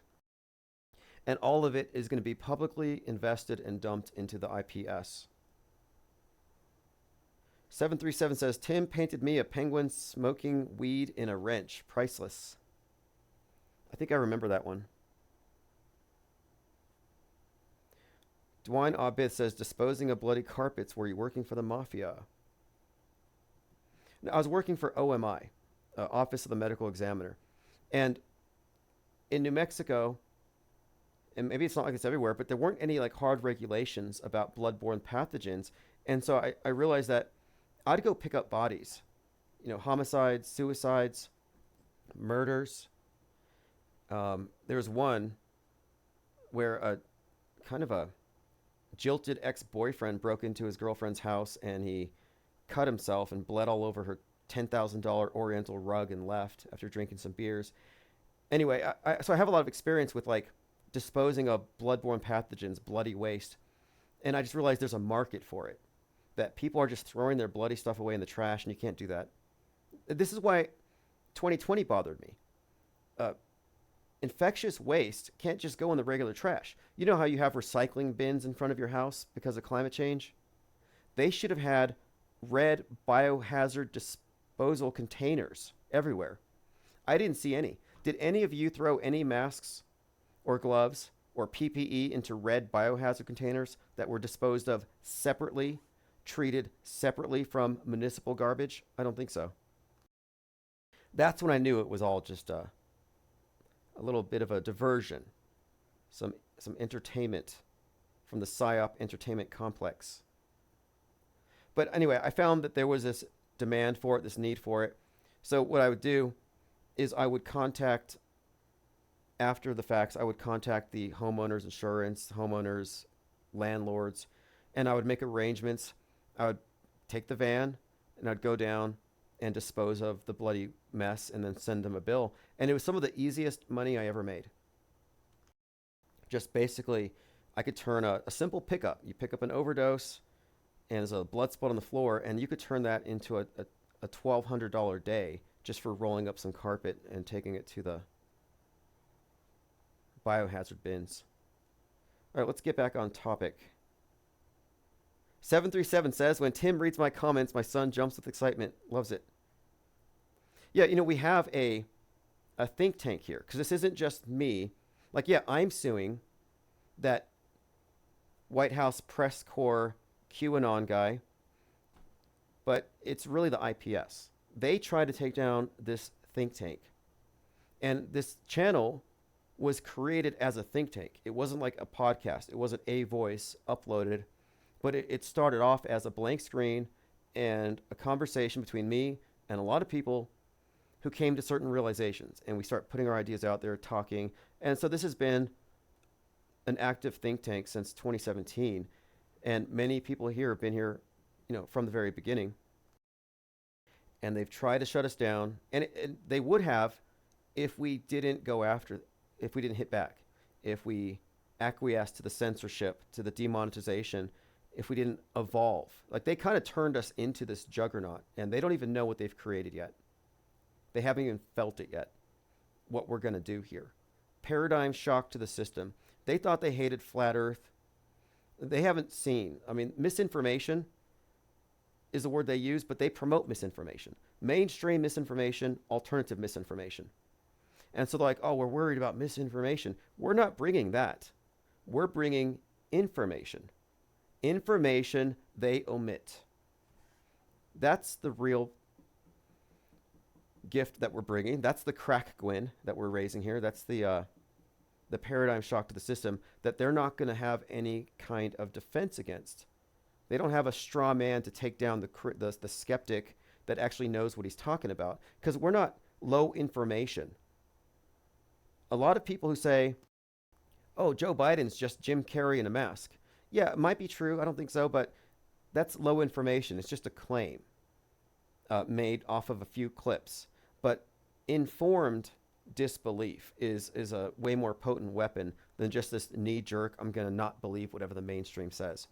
And what we're doing is we're amalgamating a large, I think, swath of Trutherville into this. People have figured out that not only is mainstream lying, but alt media is also lying. Like, how many people are still listening? Why are they still listening to any of these alt media types that led them to January 6th, this massive honeypot? And it was a smear attack. It was a way to destroy the credibility of nationalism itself. Nationalism has just been turned into another bad word, like flat. Masonic Charlatan says, Timmy, you're a saint. Only saints get targeted by the spirit world for persecution as much as you seem to have. Well, I would say that the fact that we have been legitimately targeted with censorship, we're not just like you look at Alex Jones, it's all performative. They're going to censor me. They're going to take all my stuff. Has Alex Jones lost a dime to the Sandy Hookers? No, he is the biggest Sandy Hooker. You know who lost money for the truth? Shaq. Shaq lost $20 million. Shaquille O'Neal lost $20 million due to, quote, flat earth ideology. This just came out last week. The earth is flat. Yeah, it is. With those words, Shaquille O'Neal made it to the flat earth community in 2017. But it goes on to say, I said the earth was flat one time and I lost a big deal, like $20 million, and I got 500,000 hate mails from my fan. I'm not going to elaborate on that. $20 million. See, that's someone taking a hit for the truth.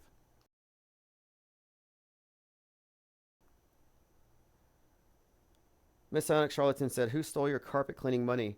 Oh, the thing with that was I was working for an ambulance company. You had all the lifesavers, and then there was me.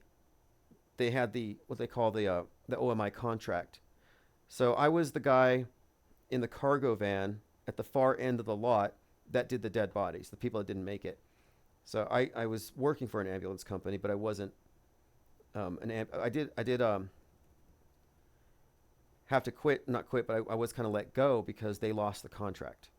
The OMI contract, the body pickup contract, is something they have bidders on, and somebody else got the bid. So they lost the contract, I lost the position, and I kind of moved on. I lost my connection. I no longer now had, like, it used to be at 2 a.m. I'm dropping off a body, and I go through the records and I get the addresses. I'm like, well, who died tonight? I'm looking for anything where there'd be blood, shootings, stabbings, and then I would just follow up. And I no longer had access to the morgue at that point. One of the worst scenes, but best from the perspective of money was I shouldn't even be talking about it, honestly. I mean, maybe it's just grotesque. You know, like there was a scene, the situation where this person was being stabbed by her husband and she runs. It's like a horror movie. Knocking on her neighbor's door, they don't open. So now there's blood on that porch. Runs across to her family's house, and her brother and dad fight back with a knife, and there's like fight back with the baseball bat against the guy with the knife, and there's like literally blood on the ceilings. I mean, it's like these scenes are a lot of work. I mean, I used to have to find friends. I had a few friends. I'd have to hey, can you come help me clean this up? And I'd have to teach them to wear PPE and how to, and that's what I learned about how much smokers are a problem. You put on PPE, you go into the closed area, you're doing the cleaning work, you got to take a smoking break. It's a huge waste of money, huge drain. I'll never hire a smoker again. Okay, moving on.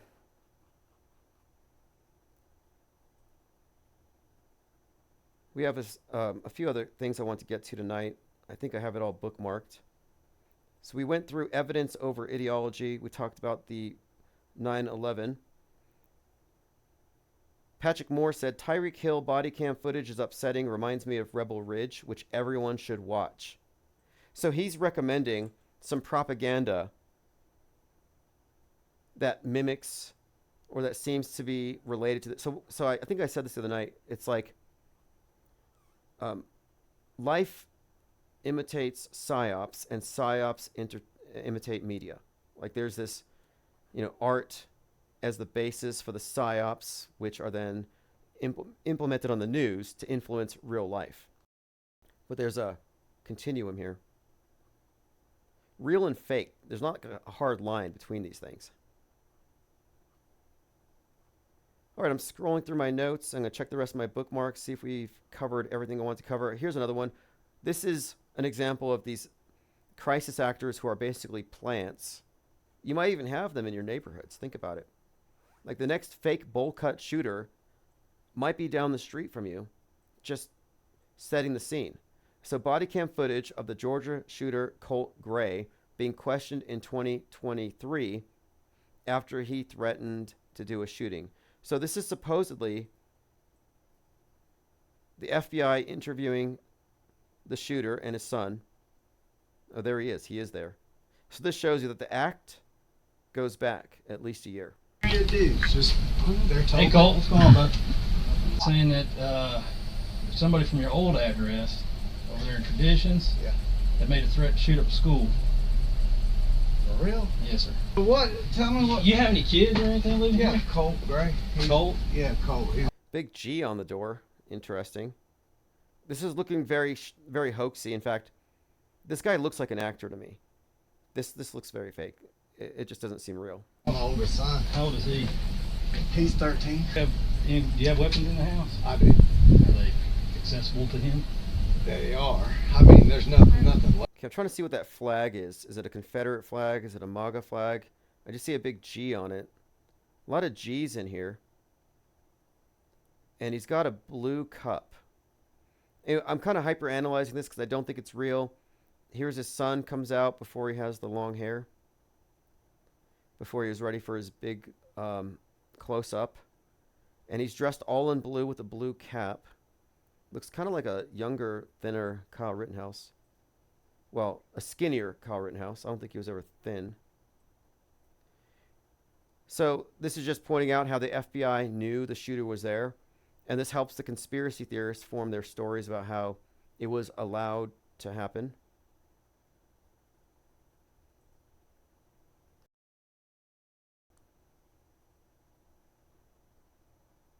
Listen to this. Rob Ferguson. Sometimes, you know, like some people are like, oh, the Trump shooting was fake, but they still think other people died. Sometimes people will get it half right because they start to embrace a little bit of critical thinking. So Rob Ferguson says, chemtrailers, anti-vaxxers, free dumbers, all driven by foreign propaganda. The aim isn't for you to believe any of this nonsense. The aim is division, discord, and distrust. The conspiracy theory is the goal. If you've been conned, the propaganda worked. I agree with this. The conspiracy theories, the red pills, turn you into a propaganda mule, and they terrify you. And then you spread the terrorism. You spread the fear. You tell people to be afraid of clouds and 5G towers. You see what I mean? This is somebody who has it half right. He's not an auto hoaxer, so obviously he's not entirely right, but he's correct. This is what I called earlier the active measure. The active measure is to turn you into a truther, because the truther is just the alt liar. In every instance,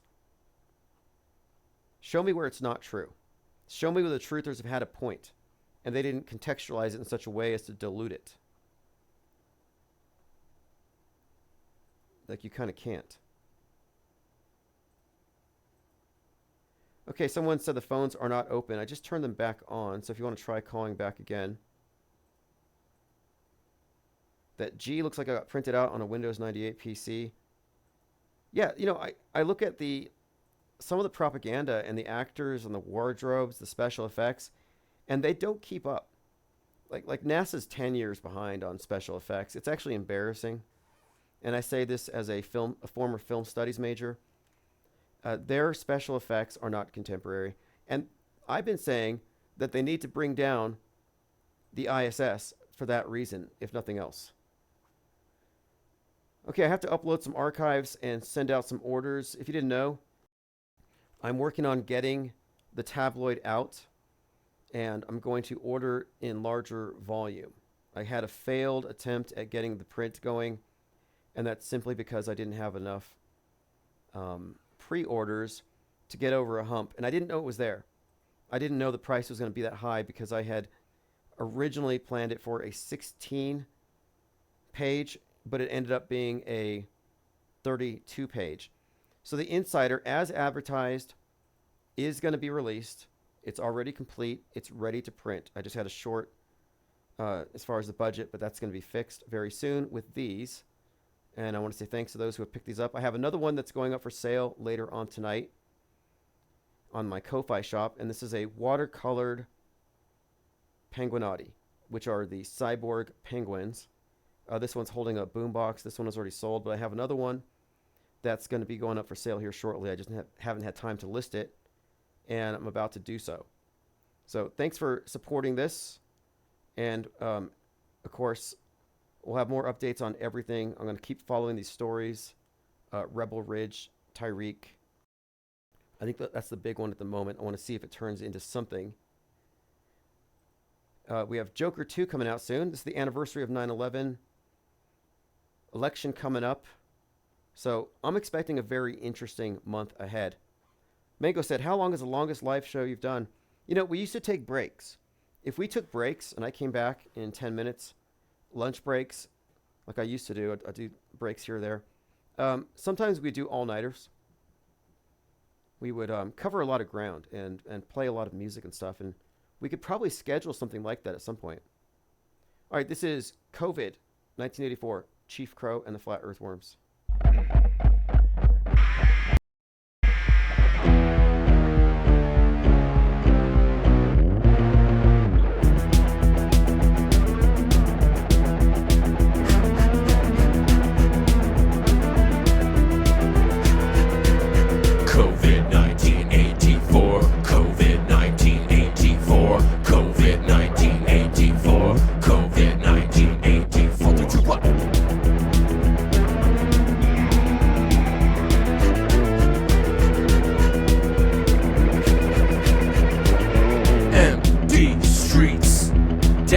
Or deceit.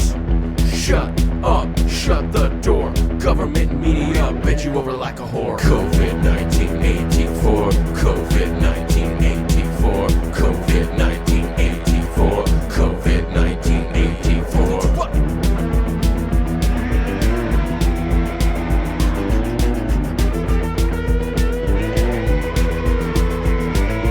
33 puzzle, face mask muzzle.